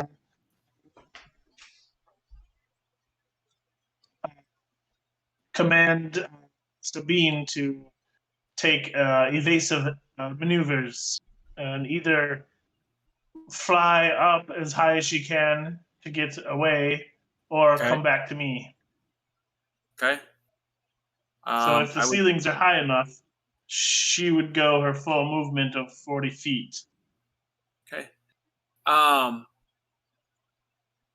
I would say Savine would be able to fly 40 feet up. And if any danger does come, I can easily just dismiss her. Okay. Are you communicating anything to the group as to what you're seeing, or how is that kind of working out?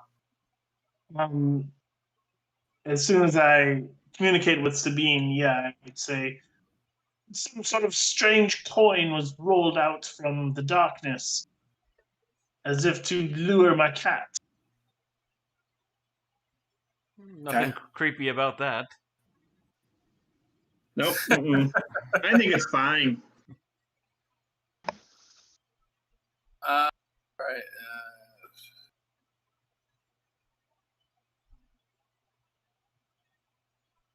Cool. Milo, what do you got going on then? Oh man, do I really have to be the first one? Okay. I will attempt to go walking into the room. Okay. And as you walk in, let me show you what this room essentially would look like for actual size purposes.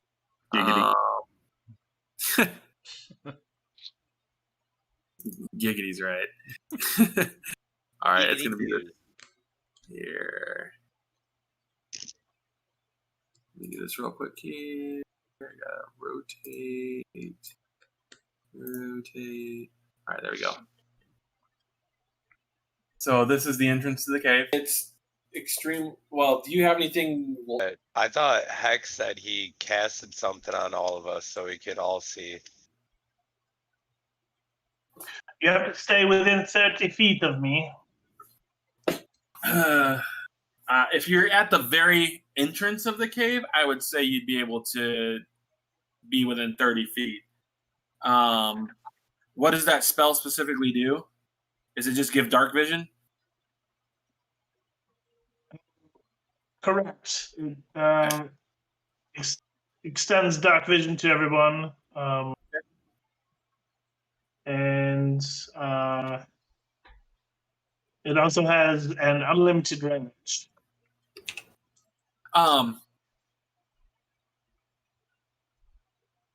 Let's see. Roll me a perception check, Milo. I get to re-roll that.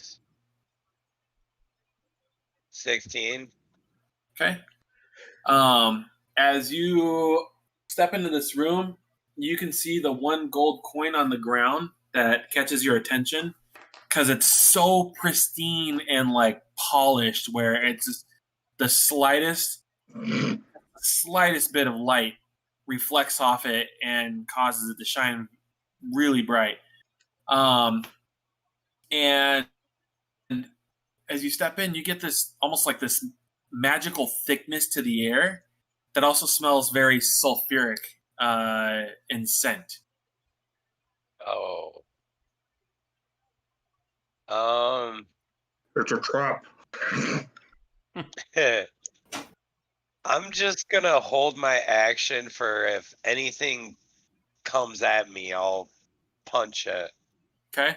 And then as you're readying you're holding your action, you can hear the flick of something, and then you hear ting, ting, ting, ting, and you look down on the ground, and there's this gold coin that's kind of rolling its way towards you, and then topples over on its side, and just kind of is like.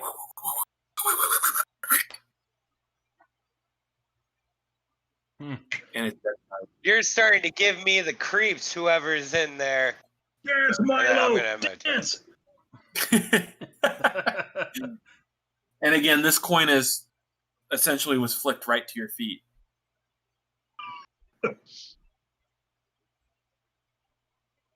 Anything else you'd like to do? Just holding your action? Just holding my action. Okay. Well, I yelled in there and saying or whatever I just said. I don't remember what I said. All right, so we're on Sabine's turn. What was that? Savine would be essentially in the initiative role. What's Savine going to do? Okay. She will fly back towards me if she can. Yep, and that would be absolutely possible. And that would be her turn. Okay. Then that's going to put us at Chorus. I'm gonna go up next to Milo and see what he's doing. And you kind of step up. You can hear like 2 flicks, and then ding, ding, ding, ding, ding, and 2 more gold coins roll, and one hits the boot on your foot, lays flat on the ground. And again, you also smell this thickness and this sulfuric smell, and there's just something very unnatural. All up. 4 gold coins. Yep, I'll pick the 4 coins. So you're just picking up 2 of them? No, I'll pick them all up. Okay. So you pick up the 4 coins, and as you feel them, nice heavy weight to them. You take a little bite on it. You can see your little imprint of your little fish lips. And it's gold. It's definitely gold. And you're thinking, what the hell's in here that's flicking gold at me? I'm going to yell back to the others, hey, if you stand in this area, they'll throw gold at you. I was just hoping all of us just stand there while we get gold flung at us. It's the damnedest thing.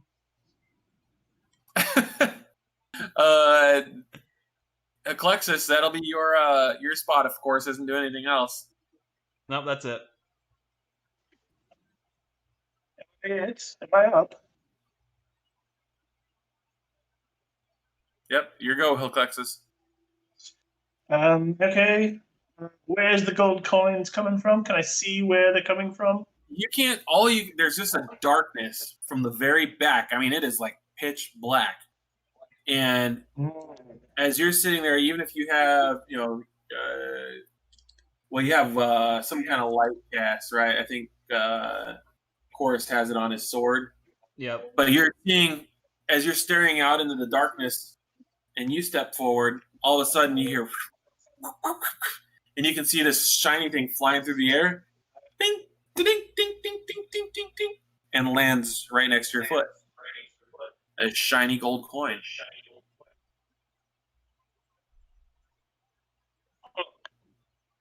Fine. Everyone's caring about you. Gold, I yell out.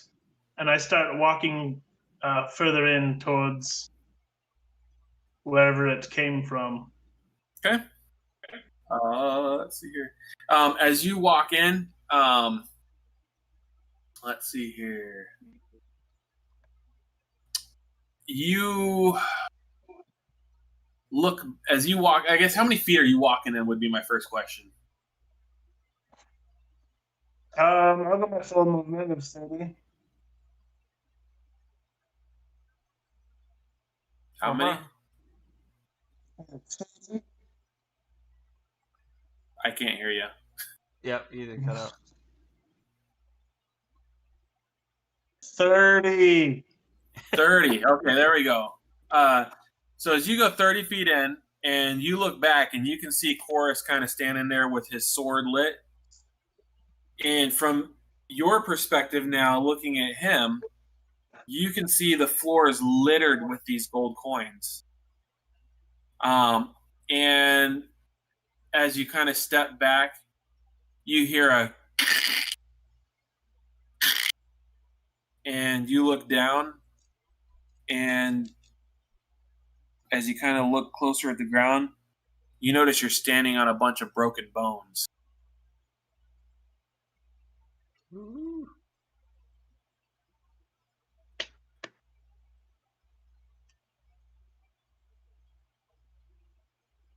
You should have waited.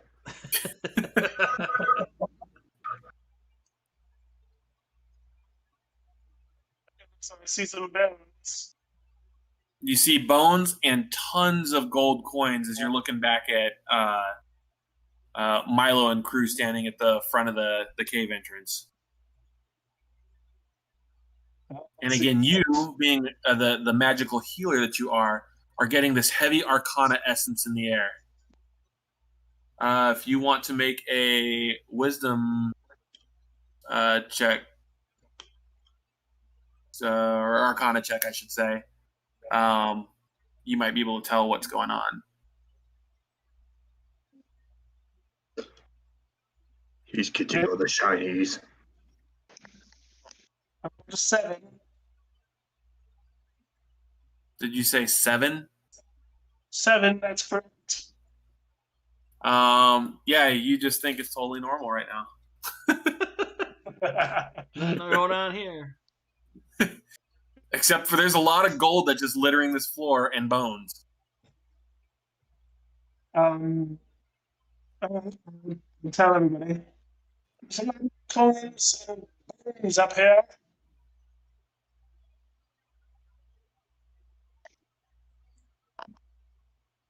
What did you say? It's too dark in here. There's lots of bones and coins. All right. Lots of gold. So are we waiting for what he's going to do? I guess that'll be my turn. Okay. Since I do not see an enemy. You don't see anything. You're just kind of standing in the middle of this darkness, looking back at the reflections of all the gold that's on the ground. And so, Crush, what are you doing? I heard coin. So I'll wander up there, stand there. Do I see her Herclexus in there? Yeah, as you're walking forward, you can make out dimly the outline of Herclexus standing about 30 feet in front of you. Or 20 feet, somewhere in that ballpark. There's no coin on the floor. Excuse me. Where's coin? I'll bend down.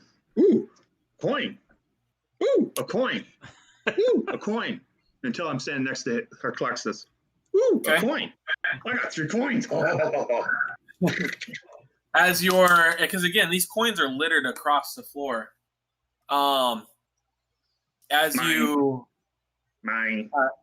picking up the coins and you're like, mine. How many coins do you think you've picked up so far?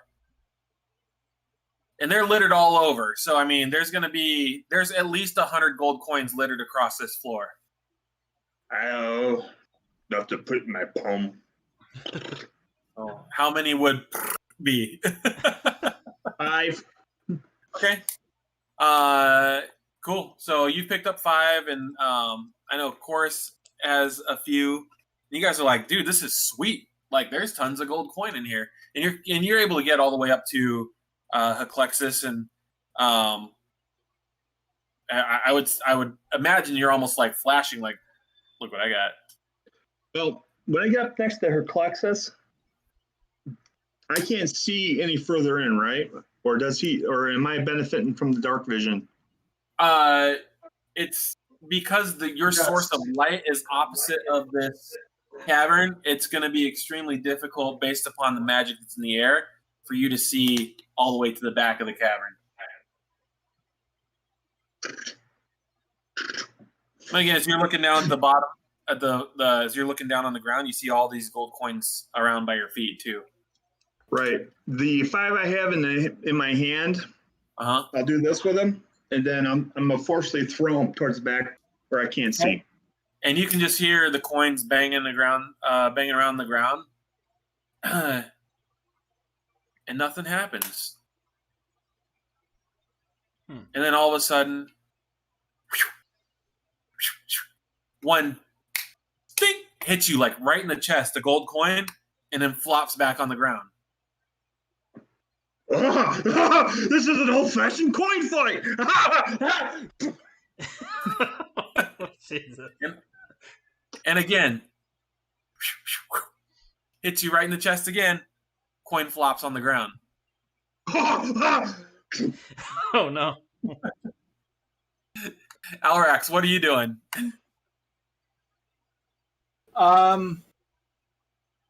Yeah, I'm going to be kind of suspicious as to where these coins are coming from. So I'll let our esteemed Tortle, excuse me. Okay. Collect the coins. I'm going to keep looking around suspiciously. Okay. And as you're kind of like peering around at the entrance of the cave, all of a sudden you also hear, and one really got lobbed all the way over and hits the ground, bounces, and rolls right up to your foot and drops. I'm going to ignore it and keep watching. Milo, what are you doing now? I guess I will encroach closer.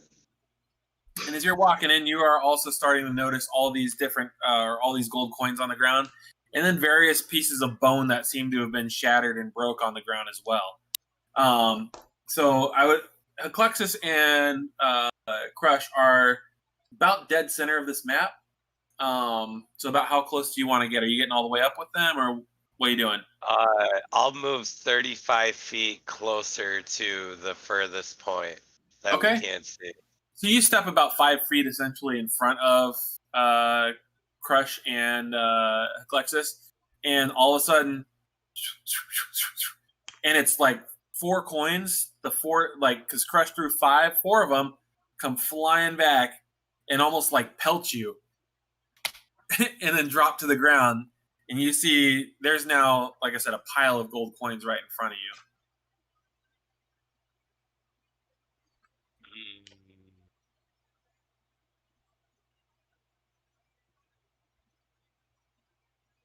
So are you going to keep throwing coins at us, or are you going to show your face, matey? And nothing. It's just dead silence.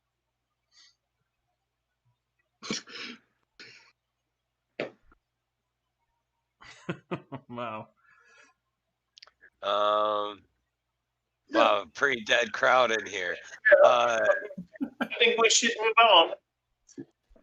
And I turn around and I start, well, at least when it's my turn, I will start heading back out and down the tunnel. You know what? I'm going to use my action. I'm going to move farther. Actually, you know what? Better yet, I'm going to use one of my Kai points as a bonus action to use Step of the Wind to double my movement, and I'll move 35 feet closer. You get all the way to the other side. Perception check. Oh, no. 22. As you get all the way to the other side, and you kind of get to a wall, and you're feeling the wall, and So you kind of pull your hands off the wall. There's this green algae that's glowing on your hands. And then you get this strong feeling, kind of the hair stand up on the back of your neck, as you get this feeling that something is drifting down from above directly behind you. And you hear in a very faint voice that says, "Are my coins not good enough for you?" And as you turn around, you see this glow, this violet and red right before you. And it looks very angry that you're within its space. Oh no. What are you doing? Was that ghost trying to bribe us to leave or something? That's why he kept throwing coins at us. Your coins aren't good enough. We're just curious. You didn't answer. and it just kind of, as it's floating there in the air, all of a sudden it just start to light, like get really vivid bright, and it just starts screaming in your face, just letting out this menacing yell. And you watch as its hand go from a humanoid looking hand, the fingers start to turn and look like daggers as it's getting out and getting ready to. I used all my movement, didn't I? You Either used way, you went Alright, 35 feet and used a Kai point to move additional. I'm in deep water. I'm gonna headbutt him out of despite. All right.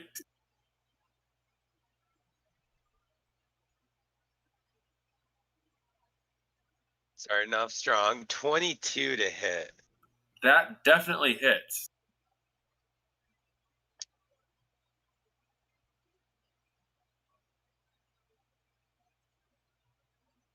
For 6 bludgeoning damage. Nearly the damage you were expecting it to do, and you didn't get the reaction you thought you were going to get out of this creature. Guys, help! And I'm You're fine.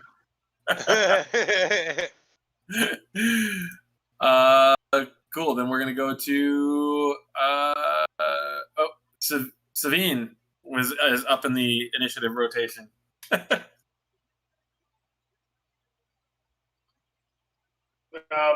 Well, Sabine would have went back down the tunnel away from. Okay, so Savine's out of it. Then, all right. So Savine's out.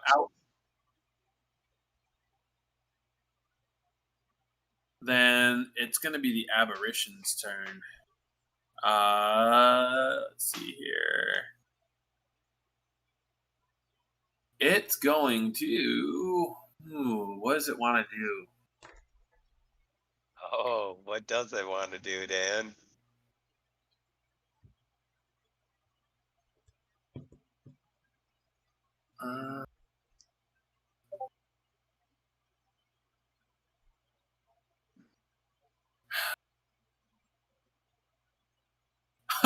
All right, I need you to make a strength check. Got your host. Come on. Oh, that is not bad. 16. Sorry, I rolled a little better. Shizer. As that happens, all of a sudden, it reaches out. Strangely, the hands don't touch you, but all of a sudden, you feel this grip on your body, and you are flung 30 feet back towards the group. And everybody, so Heclexus, kind of in the center of the room, sees Milo's body get flung right at him in the center of the room. And does he bounce off me like a coin? Like you were literally tossed like a coin. Let's see here.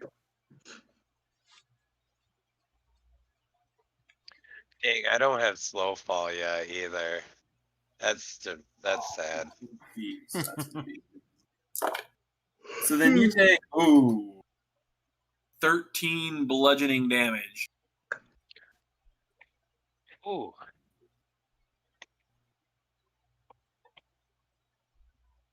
and you are literally tossed right next to Heclexus on the ground. Boom. I had Heclexus. Angry ghost. And then everybody else who's in the cave, all of a sudden, you guys just hear from the darkness this loud shriek of just. And it starts. What you do? What you do?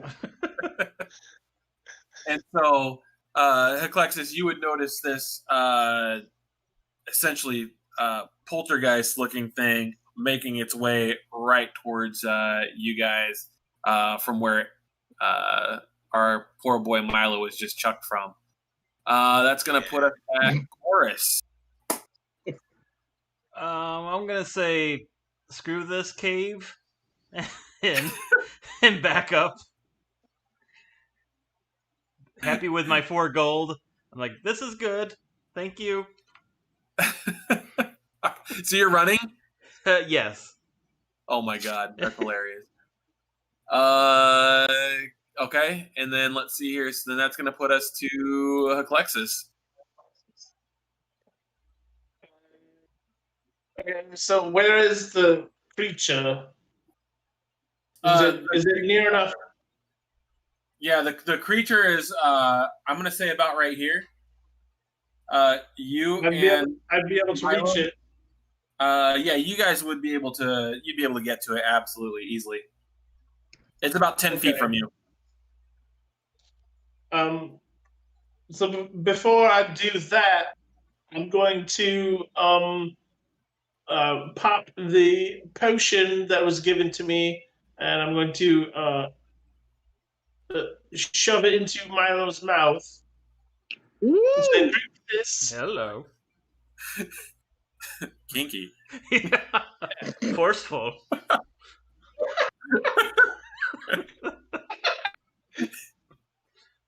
Strangely tastes like Kool-Aid.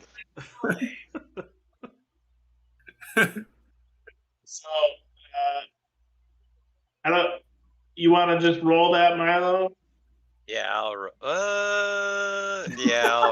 it. I've been having Roll that such beautiful beam crap footage. 2d4 plus 2. I assume. Yep. Oh, that one wasn't bad. Oh wait, no, never mind. I thought that was a 4, but it was a 2.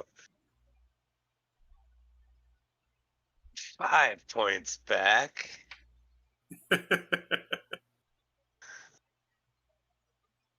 I think I'm gonna have to stop rolling for tonight, guys. They're getting worse as we go.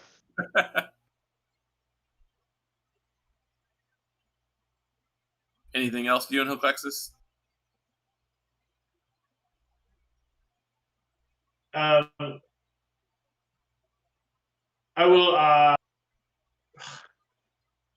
No, I'm gonna stay by Milo. Okay. Kind of until he gets finished and gets back on his feet. Kind of protect him a little. All right. So then that's going to put us to Crush. Milo, what'd you do? You spun like a coin. Maybe I should pick you up and throw you back at it. Please no. Do I see with room? Yes, you see it coming at you guys. It's close enough to where it's, like I said, it's about 10 feet from you, Milo, and Heclexus. I will. Purity stick. One of the +1 javelins I have. Okay. Step forward and stab at it. Okay.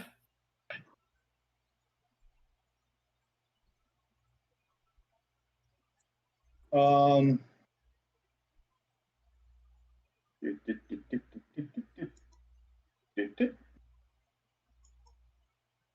17 to hit. Oh, that definitely hits. How about That 7 hit. points? How about 7 points of damage? And that's a +1 javelin. So 8 points of damage. Nope, 7. Okay, so 7. And Yep. that was a magical item. Yup. And, Nope. huh? Yeah. So, and you notice it it kind of almost like backs up real hard when you jab it with that weapon. So you know it had the reaction you were looking for. Anything else you're gonna do? All right, this is outside of the character, but I can do two-handed attack, offhand attack with another javelin, can I? As long as it's one-handed. I won't get any. That's a javelin. Right. A two-handed attack with another. Wait a minute. It's got to be finesse. Hang on. I don't think I can.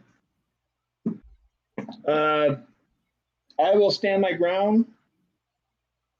Might I look this up? Okay. Then we're gonna be going to Alrex. Alrighty. I'm gonna go ahead and take a swing at it. Cool. And let's see how I fail this time. Roll a 1. Almost. Really? Really. All right. You take a swing and Miss. Who has? Hang on a second. Eclexis, you have the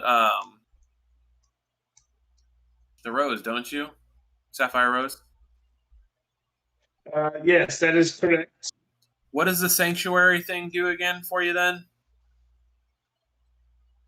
Hang on. Sanctuary. One creature is warded. Any who want to attack target must first make a save. It does not protect against area spells. Okay, so it would have to make a save against your DC if it was trying to attack you then. It's a wisdom saving thing. Okay. Yep, so you're warded against because this is a clearly undead creature. So that's a plus. All right, so top of the list is going to be Milo then, who was just flung like a turd across the room. Yeah, that was kind of fun. I will go running back at him again. Okay. He's 10 feet away, right? Only 10 feet away, yep. I will pull out my despiteful blade and I'll take a slash across at him. Alrighty. Wait, L's up there too, right? Yeah, Alrex is up there too. Can I move her into a flanking position? Yeah, I'll let you do that. Alright. Ah!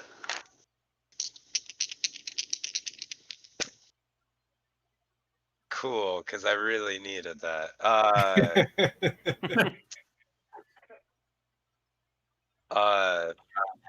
God, I can't do math. 22. That hits.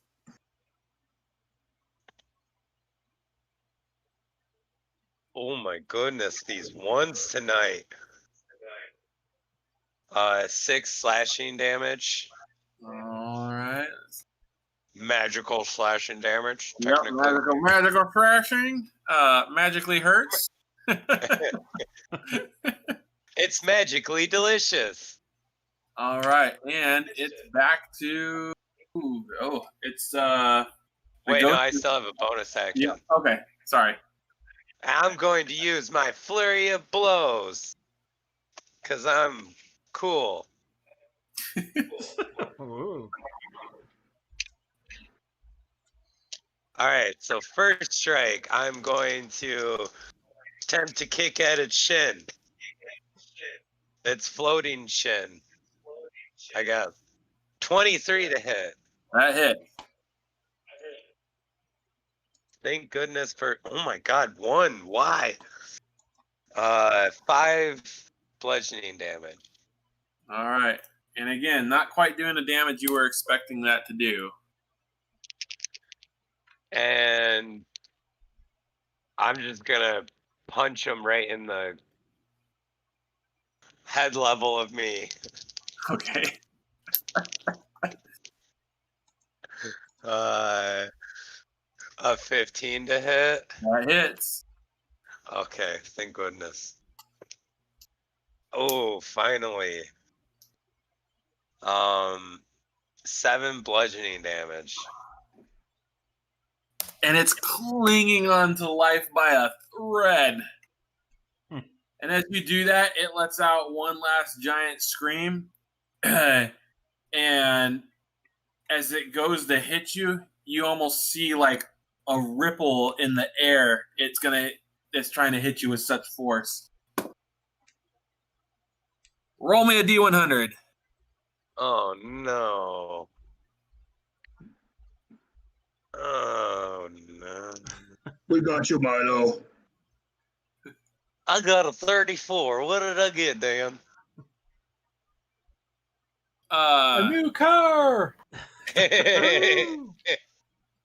Roll me a D6. Oh no. Not like this. A 1. Literally all you needed. As it went to hit you, still struggling from the last several magical hits it did, as it was going and kind of catching that, going to hit you with a slam,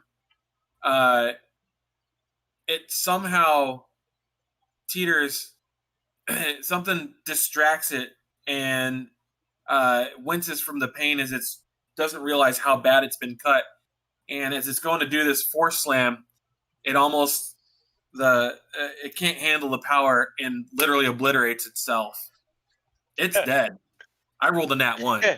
It only had 1 hit point left, so Wow. and you just My watch lucky day. completely, like I said, just obliterates into the air. And yeah, that is that. As it does that, let me read off this real quick here. The darkness in the air evaporates and reveals that this is a large cavernous chamber filled with stalagmites and stalactites. There's, again, over 100 gold coins scattered across the ground. And you can see bones and driftwood also strung throughout the floor in the room. That's what you see.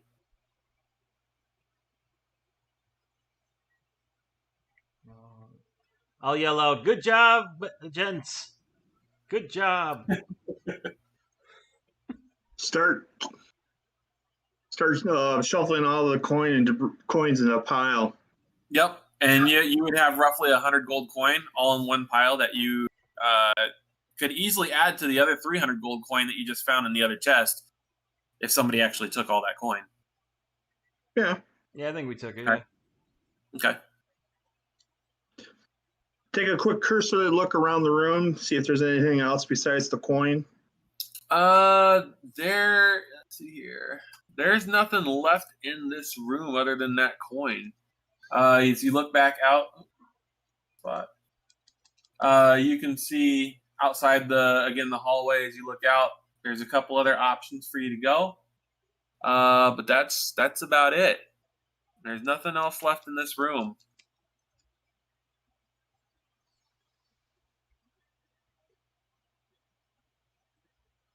Yay! Don't y'all speak up at once. What do you want to do? Well, technically, I'm not smart enough to make plans.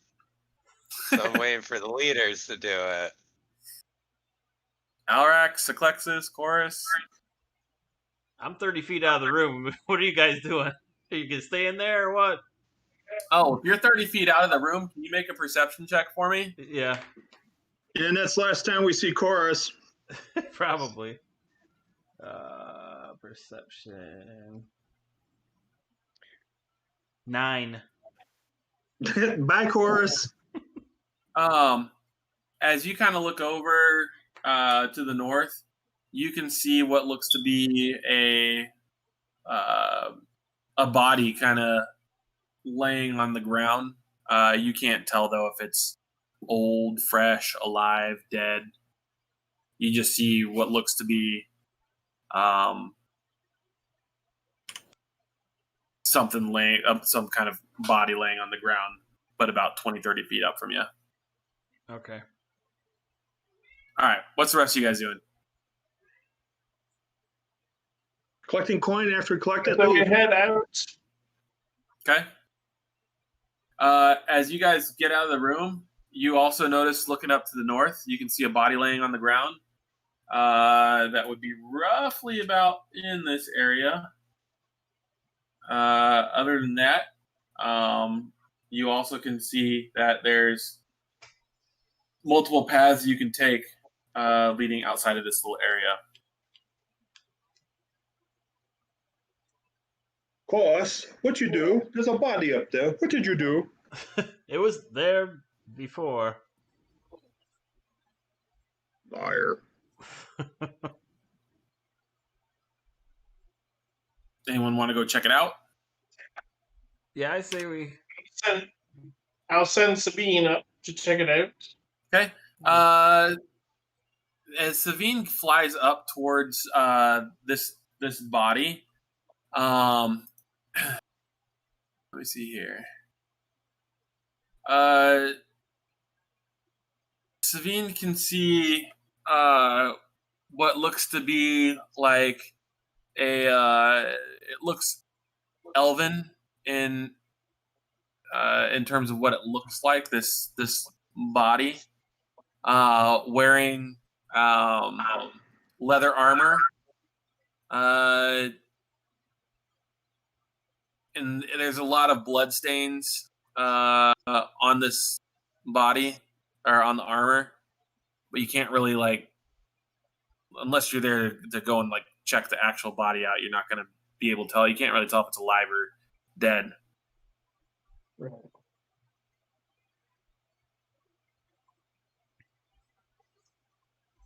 I'd say we head up that way then, I guess. What do you think, guys? Yeah. Start walking, or someone can lead me. I don't know. Yeah, if you want to walk up there, Clexus, you can tell it's wearing that leather armor. Some stuff resembles what maybe a swashbuckler sailor may potentially have worn. You don't see any threats in the area. If you want to make a medicine check on the body, I can give you a little more information.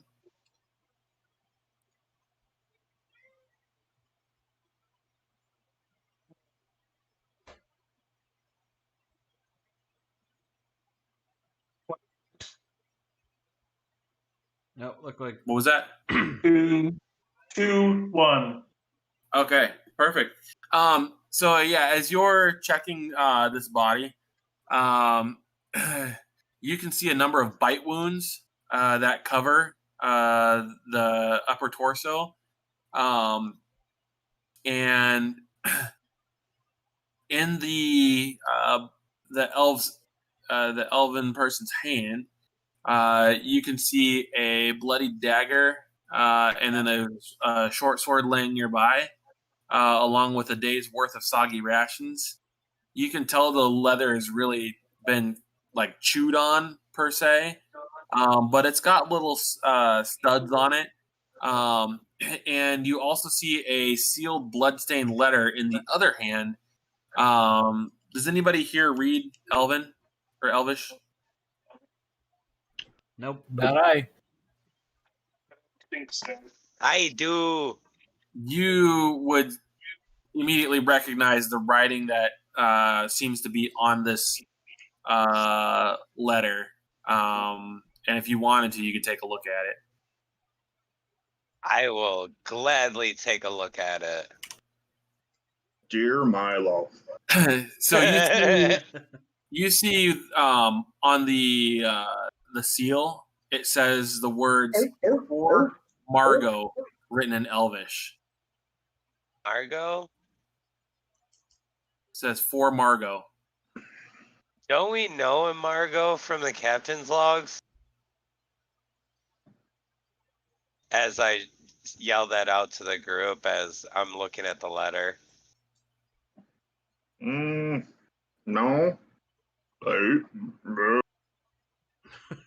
Must be my own delusions. I will open it up and look. Okay. As you read it, it says, "My dearest Margot, this letter will likely never reach you. I have traveled as far south as I could, and did indeed finally manage to locate what your mother so desperately wanted me to. Alas, I now find myself trapped in this hellish place, surrounded by the waterlogged walking dead. They scratch and scrabble at the rocks beneath me, hungry and unwavering. But for now, I appear to have some respite in my small, dark encampment. I've used everything I can to keep the fire going, but like my chances of survival, it is dwindling. Soon it will be nothing but damp embers, and I fear I shall not be far behind. I'm sorry, dear daughter, I tried. Perhaps we'll see each other again soon, though I pray someone else finds you a cure long before then." That's Until sad. Cora loved him. And that is what you find. I would have read the letter out loud. That was Okay.